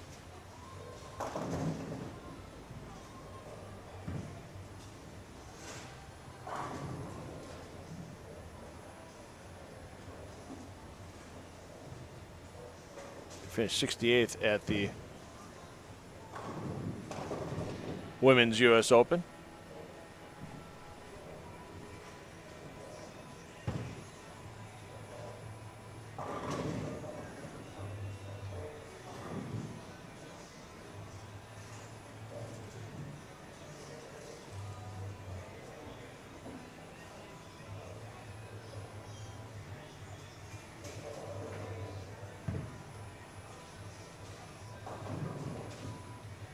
and did not advance. It's the cut at the 10th anniversary event in Green Bay this past week. Once again, player movement, just one pair in play to the right. So that player movement and Game 5 coming up next for the PBA LBC National Championships. One more squad today starting at 3 p.m. Eastern, 2 p.m. here in Mount Prospect. And we wrap up the 2025 event tomorrow with our noon Eastern, 11 a.m. local time squad with a bunch of star power from the PBA Tour.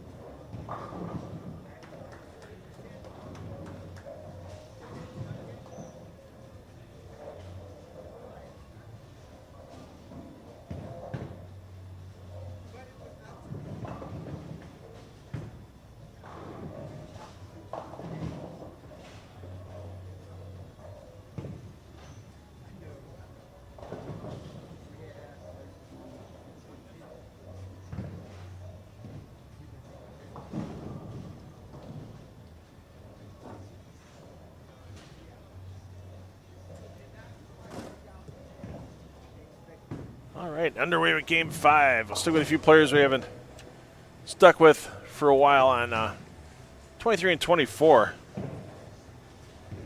with John Hearn, Sean Johnson, Ethan Cho, Ed Howard.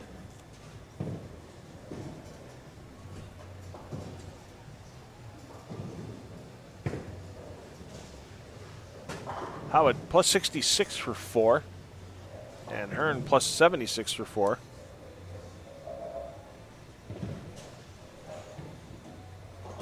Both those players in the Open and Classic division, but they're really going to have to put together a couple of big games 5 and 6 to get a check out of this LBC National Championships, as the pay ratio is a 1-8 pay ratio in all divisions.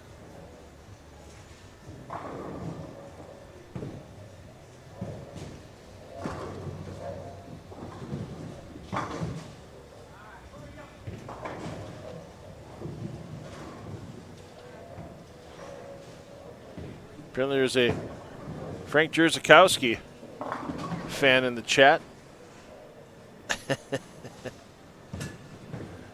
We go Frankie. Frankie not having a good day. Frankie a bit to the under right now.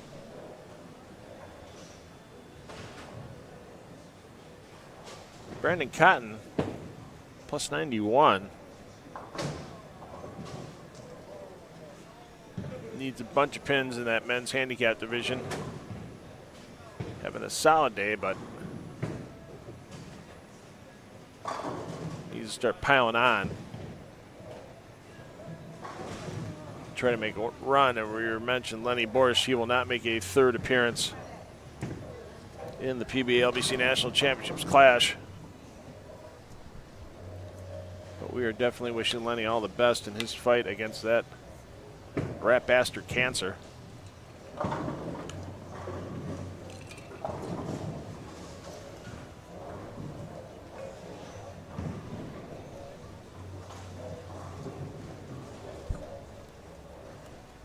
Bryce, I can't believe it's the last weekend as well for the LBC National Championships. It's been a fun 7 weekends. I enjoy coming down here. I mean, I've covered, as I've mentioned in the past, I worked for Extra Frame. I worked for Flow Bowling. I've covered a lot of PBA Tour, PBA 50 Tour events in the past. I've covered a lot of high-end scratch events through my own production company. I've covered PBA regionals as well. And it's just fun interacting with people I normally would not get a chance to interact with here on the live stream. Whether it's, you guys and girls in the chat, whether it's the bowlers coming in that recognize me from past or this current live streaming, it's fun. It's never a dull day. We might have a small squad here, might not have everybody chasing for the lead, but it's fun bringing the coverage to everybody during these LBC National Championships. I'm not going to know what to do with myself next weekend. It's honestly my first weekend away from bowling in 13 weekends. So, since March. That I haven't had something either live streaming or with my local TV back in Milwaukee, something going. So yeah, I'm going to enjoy my once a quarter off week. Off weekend. And who knows? I might not leave my house. I might not leave my pajamas next weekend. You just never know. But yeah, I'm sure I'm going to wake up Saturday morning and go, something's missing. And it's going to be this LBC National Championships, no doubt about it. But once again, even though the 6-game qualifying blocks may all be over, the final event of the LBC National Championships yet to take place, and that's that National Championships Clash. And keep an eye on PBA.com, because I'm sure shortly that will be announced. The date, the time, and the broadcast outlet. And there's going to be a lot of extra money up for grabs.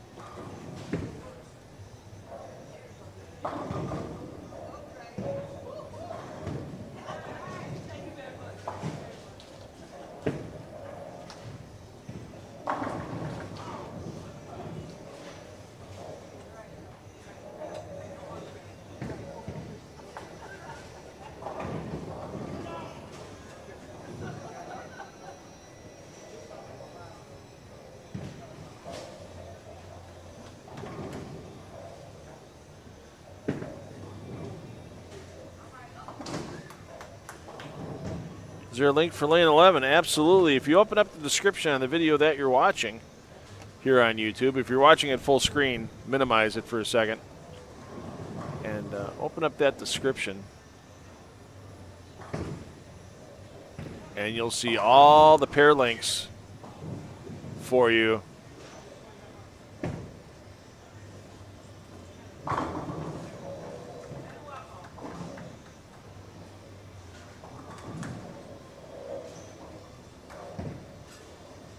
And in those pair links, you'll see all pairs in play, and then that way you're able to switch them to after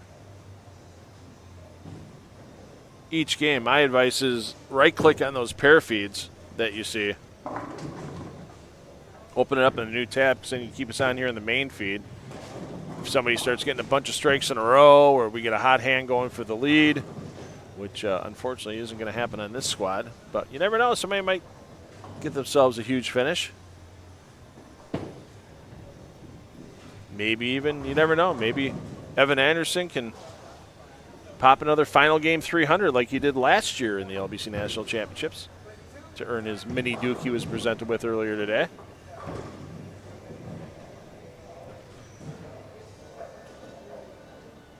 You know, that's what we have the main feed here for, so keep us on the main feed for your audio portion of your programming. All the pair feeds just have the ambient audio from the pair.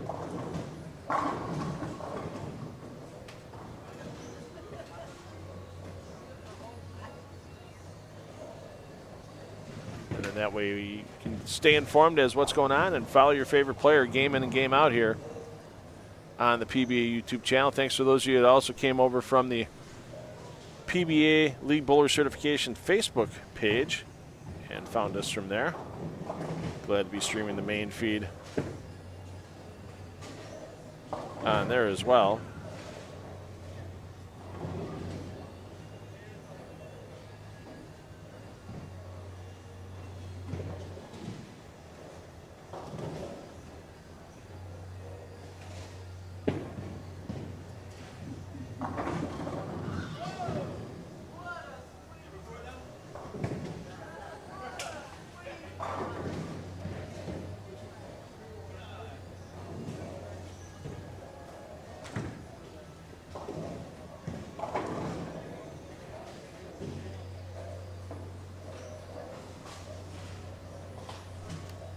Take a peek and see if we got any strings of strikes going. It's going to cross the center here.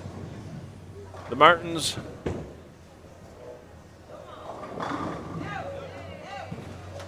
And David Ray, not much going on there for strikes this game. No.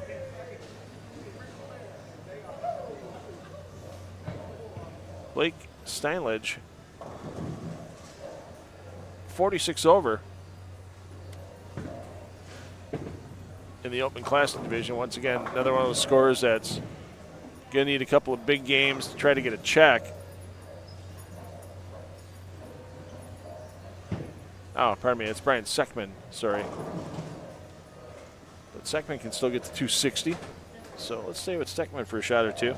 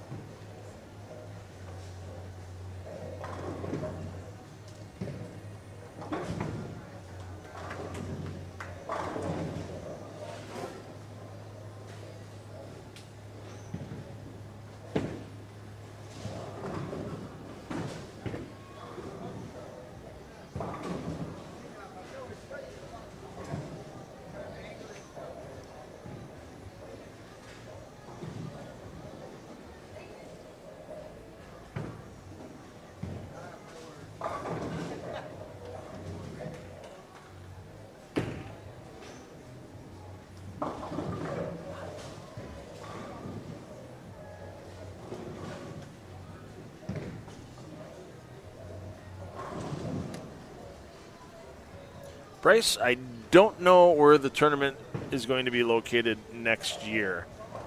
Year 1 was Bolero Wauwatosa. Years 2 and 3 are here. I know the goal of the event is to kind of be centrally located in the country to have travel minimized for East Coasters, West Coasters. I mean, obviously, if you're flying from the West Coast to a tournament in New Jersey, you're taking an entire day to get there, an entire day to get back. You know, Chicago to LA, you can get that flight done in about 4 hours. And, you know, usually catch a nonstop from a lot of cities to either O'Hare or Midway. I've heard nothing yet. So as soon as the PBA knows where it's going to be next year, I'm sure they'll make an announcement. I'm sure one thing I can guarantee you, one way or another, it's going to be centrally located. Whether it's here in the Chicago area again, I don't see it going back to Milwaukee. Who knows? Maybe Michigan, maybe Minnesota, maybe Illinois or Missouri. You know, they're trying to stay in that central strip of land in the U.S. From previous chats with Tom Clark that we've had here in the main feed. So yeah, so it's a, as Mike Hammond says, it's a TBD, and I'm hoping to be part of it again next year as well. So I hope everybody's enjoyed the live streaming this year. I mean, there's not many national events. Heck, there's not many events, period, that have every pair in play covered, every game, every squad, every frame, every player, like we do here at the LBC National Championships. I mean, even events on, you know, the Pro Tours live streamed don't always have every pair in play going. And one of the benefits about this as well is, you know, everyone can watch, and it's no charge on the PBA YouTube channel. So that'll be the same thing, as I mentioned, with some PBA regional action streaming to PBA YouTube. Thanks to the PBA for working with us on that, and thanks to Bowl TV for releasing the rights to 10 on the Deck Productions so that we can team up with the PBA to live stream those regional events. PBA YouTube from Bowling Green in a couple of weekends, and then in August, back-to-back weekends in Minster, Ohio. And it's time for everybody to get cold watered. That's right, Coldwater, Ohio, August 23rd, 24th. And $10,000 on top in that regional, and we're going to have all that action for you here on the PBA YouTube channel. So I enjoy streaming those regionals as well. You know, live streaming bowling is a labor of love. Nobody's getting rich off of it, including those people that have subscription services. We got some good friends out there like Emil Williams Jr. with his Bowl Stream TV at stream events as well. But we get you the coverage a lot of other entities just can't do. We can cover 32 lanes at a time. Actually, we have enough equipment. We actually covered 40 lanes at a time in our first year at Bolero Wauwatosa when the squad sizes could go to 80 bowlers a squad. We're capped off at 64 here with using 32 lanes at a time instead of 36-lane Bolero Mount Prospect. But, yeah, we're glad to be able to bring you something different here on the PBA YouTube channel. Everybody gets to watch your friends and family bowl. Heck, if you were going to bowl yourself in earlier weekends, and we had a lot of players say, you know, they tuned in.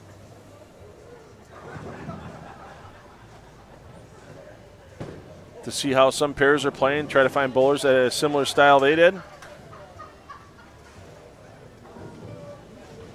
And try to figure out what equipment they could bring to try to be successful here. So just one more qualifying game remaining for these players.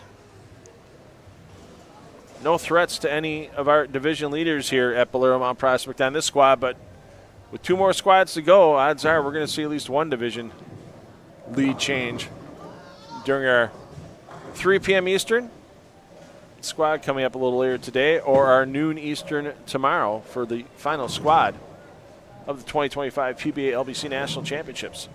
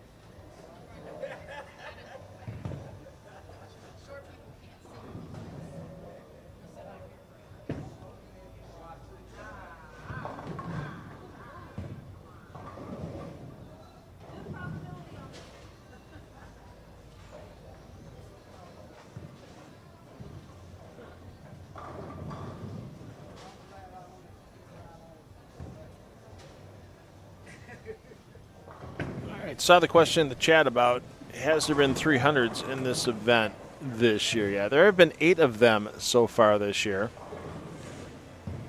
And actually 3 of them, the latest 3 that we've had, have all been by PBA exempt players. Start with Patrick Dombrowski a couple Saturdays ago. Threw his 300 in game 4 of the block. He was temporarily in the lead after putting a plus 266 overall total for his 6 games, or 1466 for total pinfall. Andrew Anderson came in the next day and said, I'm going to shoot a 300 game earlier than you, and I'm going to take the lead from you, as Anderson put up plus 318.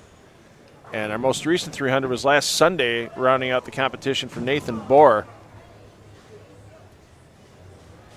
Bohr vaulted himself into 3rd place in the PBA exempt division with a closing 300 game.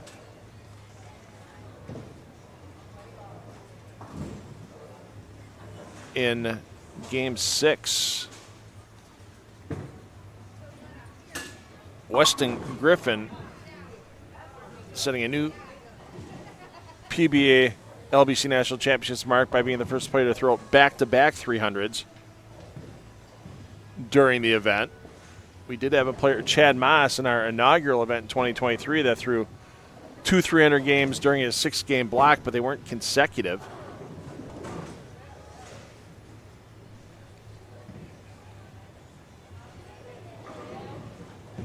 And Weston becomes one of 3 players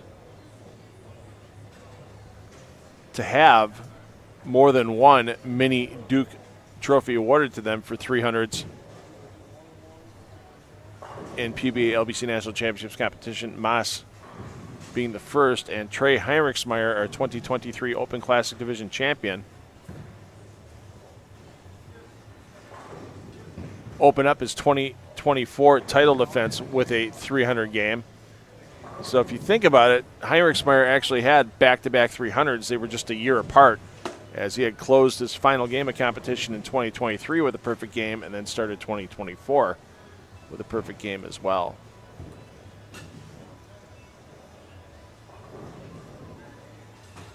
We've had a couple of close calls with 299s as well. But our last 3 have all been by PBA exempt players. Could we see another 300 from a PBA exempt player this closing weekend? We have 5 of those exempt players that will be bowling over the next 2 squads.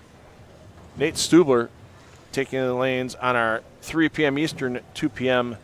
local time squad.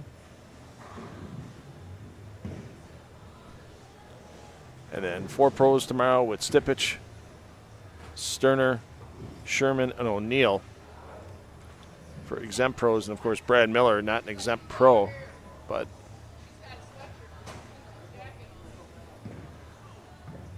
he will be here bowling in the Open Classic division tomorrow as well.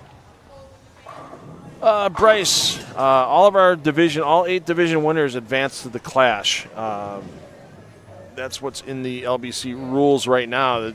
The Clash rules do say that it could be modified dependent on many factors. I don't see that happening this year, just because of the lateness of when and where the Clash is going to be taking place. Then again, stranger things have happened. I mean, if you look at it, all the money that gets paid out at the Clash, the $60,000 top prize each of the first 2 years, we don't know what the top prize this year would be, but all that money is added money from the PBA. That doesn't come out of the entry fees every bowler pays into this event. That's all extra money. And last year, the PBA added an additional $30,000 into the tournament prize fund proper that was split between the 8 divisions, above and beyond the entry fees and the prize funds designated out of those entry fees.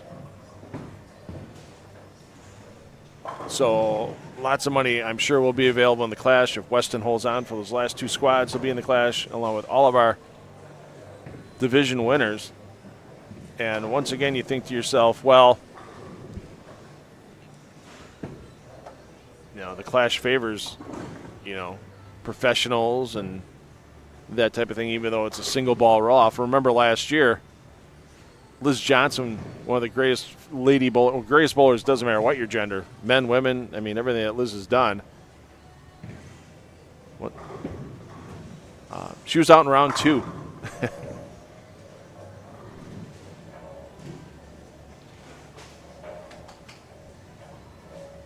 It's pretty interesting, too, if you look back at the number of multiple players from divisions that could qualify. Obviously, our first year we didn't have any junior divisions. There were just 6 divisions of competition, so they took multiple players out of multiple divisions to get to the 12 that were in the clash. Same for last year, even though they added the junior divisions with junior handicap girls and boys.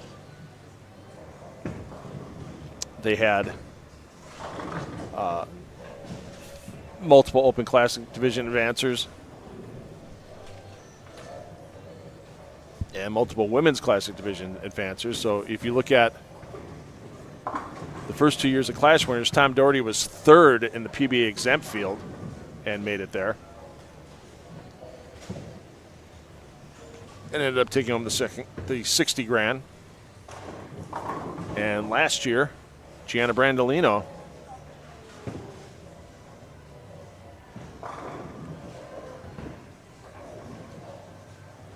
was 2nd in the Women's Classic division behind Liz Johnson, and Gianna took down the $60,000. So Clash is always exciting. You just never know what's going to happen. You never think you're going to see a Liz Johnson and Boog Kroll 5 count in the same round like we saw in round 2 last year. Never think you're going to see Graham Fa tie a men's handicap player with a 5 count as well in a later round. So you just never know what's going to happen at the Clash.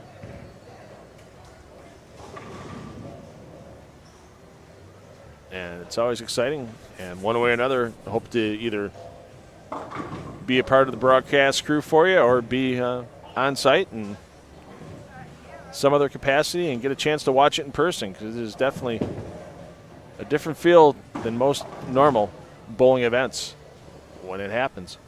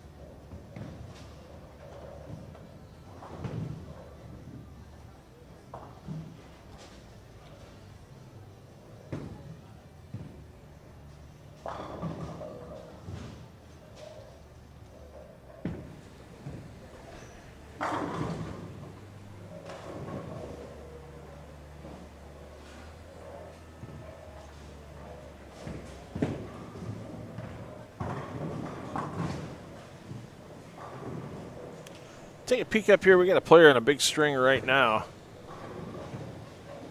with John Hearn. Hearn in the Open Classic division, just 24 over to this point, but not going to get a check at the pay window here for the LBC, but nothing wrong with trying to get out with the biggest finish you can.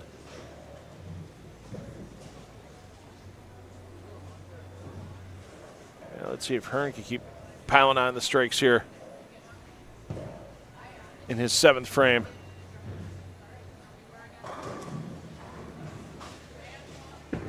No mini Duke this year for Evan Anderson. Here in game 6, he's got an open frame next door in 23 and 24, but what an award to receive. Your own miniature version of the Duke trophy that goes to the champion of the PBA LBC National Championships Clash every year. And when there's less than 30 people in the world that have that award, it makes it something even a little more special when you walk away. Emily Rogers and I having the greatest day, but for coming over here, great shot there. Coming over here from England. And I got a chance to talk to her and talk to her sister. Her sister's bowling at 2 p.m. on that squad. I get a chance to talk to them between squads, get you a little more information about how they found out about the LBC National Championships and what brought them here to Chicago for their chance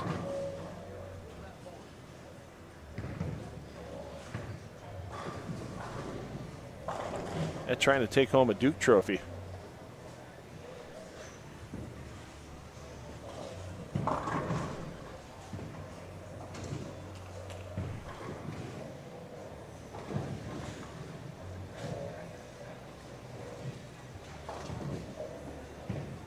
Well, there's one you don't see very often.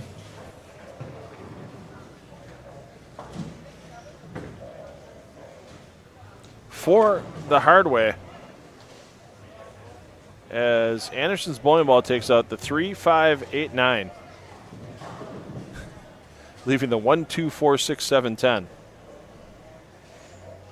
Don't have to worry about fixing that score because he's on an open and he'll probably, well, it would have been insult to injury if he would have just gotten one on the spare. But yikes, that's not the way he's looking to finish out his LBC National Championships run.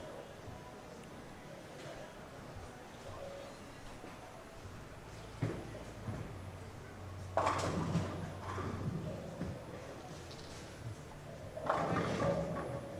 mean, if you look at the Clash lineup right now, if everybody stays on top where they're at, I mean, you've got a couple of Hall of Famers in Chris Barnes and Liz Johnson. I'll say it, you've got a future Hall of Famer in Andrew Anderson.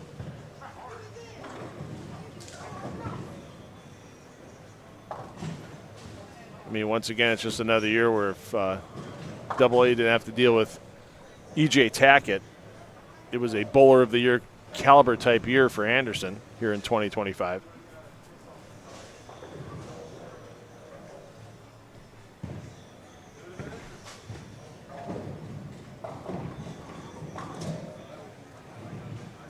We've got a young up-and-coming star in Weston Griffin if he holds on in the Open Classic division.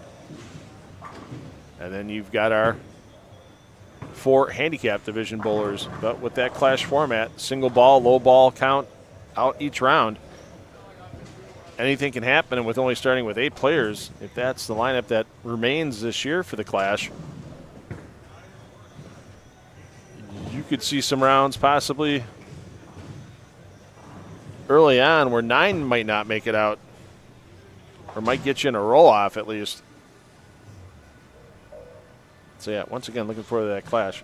So our next squad on our final weekend of the PBA LBC National Championships coming up to you at 3 p.m. Eastern Time here from Bolero Mount Prospect. Nate Stubler, PBA exempt player, will be on that squad. So we'll definitely do some following of Stubler the first game or two. We'll be back with the main feed. We do have a main feed for you on the 3 o'clock squad today and the noon Eastern Time squad tomorrow. However, no booth guests scheduled. We might have a chat with Neil Stremmel coming up on that 3 o'clock squad. Hey, let's check in here because how about this for Lenny Boris Jr.? Oh, and of course we go over there. Throw the full booth jinx at him as Lenny was looking to get out of here with 290. I'm sure he would love to get that game on 17-18 back. 159 game brought that total down by a bunch.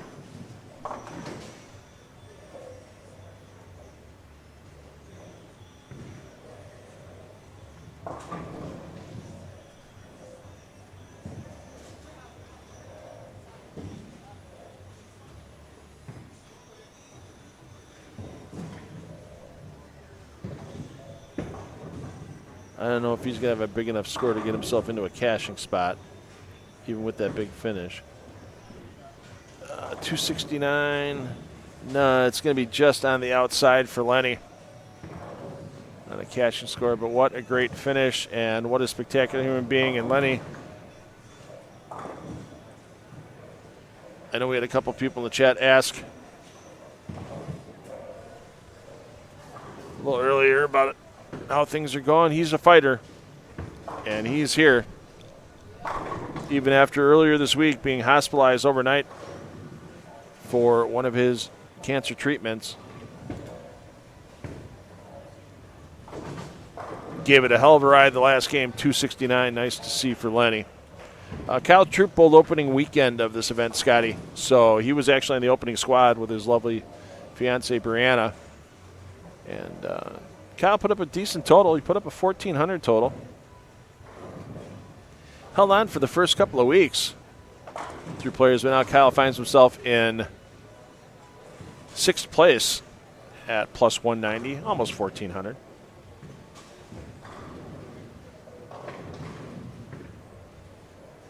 So, as we said, your remaining PBA exempt players bowling this weekend. Nate Stubler coming up at 3 p.m. Eastern, and tomorrow at noon Eastern, Bill O'Neill, Kyle Sherman, Jason Sterner, and Hayden Stipich. So join me back here at 3 p.m. for more PBA LBC National Championships action. I'm $2 Phil Brillo. Hey, parents, take the kids bowling, because you know he's going to have fun for life, or she's going to have fun for life, and you're going to have a lot of fun with him. Join me back here at 3 p.m. Eastern Time, 2 p.m. here in Mount Prospect for our second to last squad of the 2025 PBA LBC National Championships.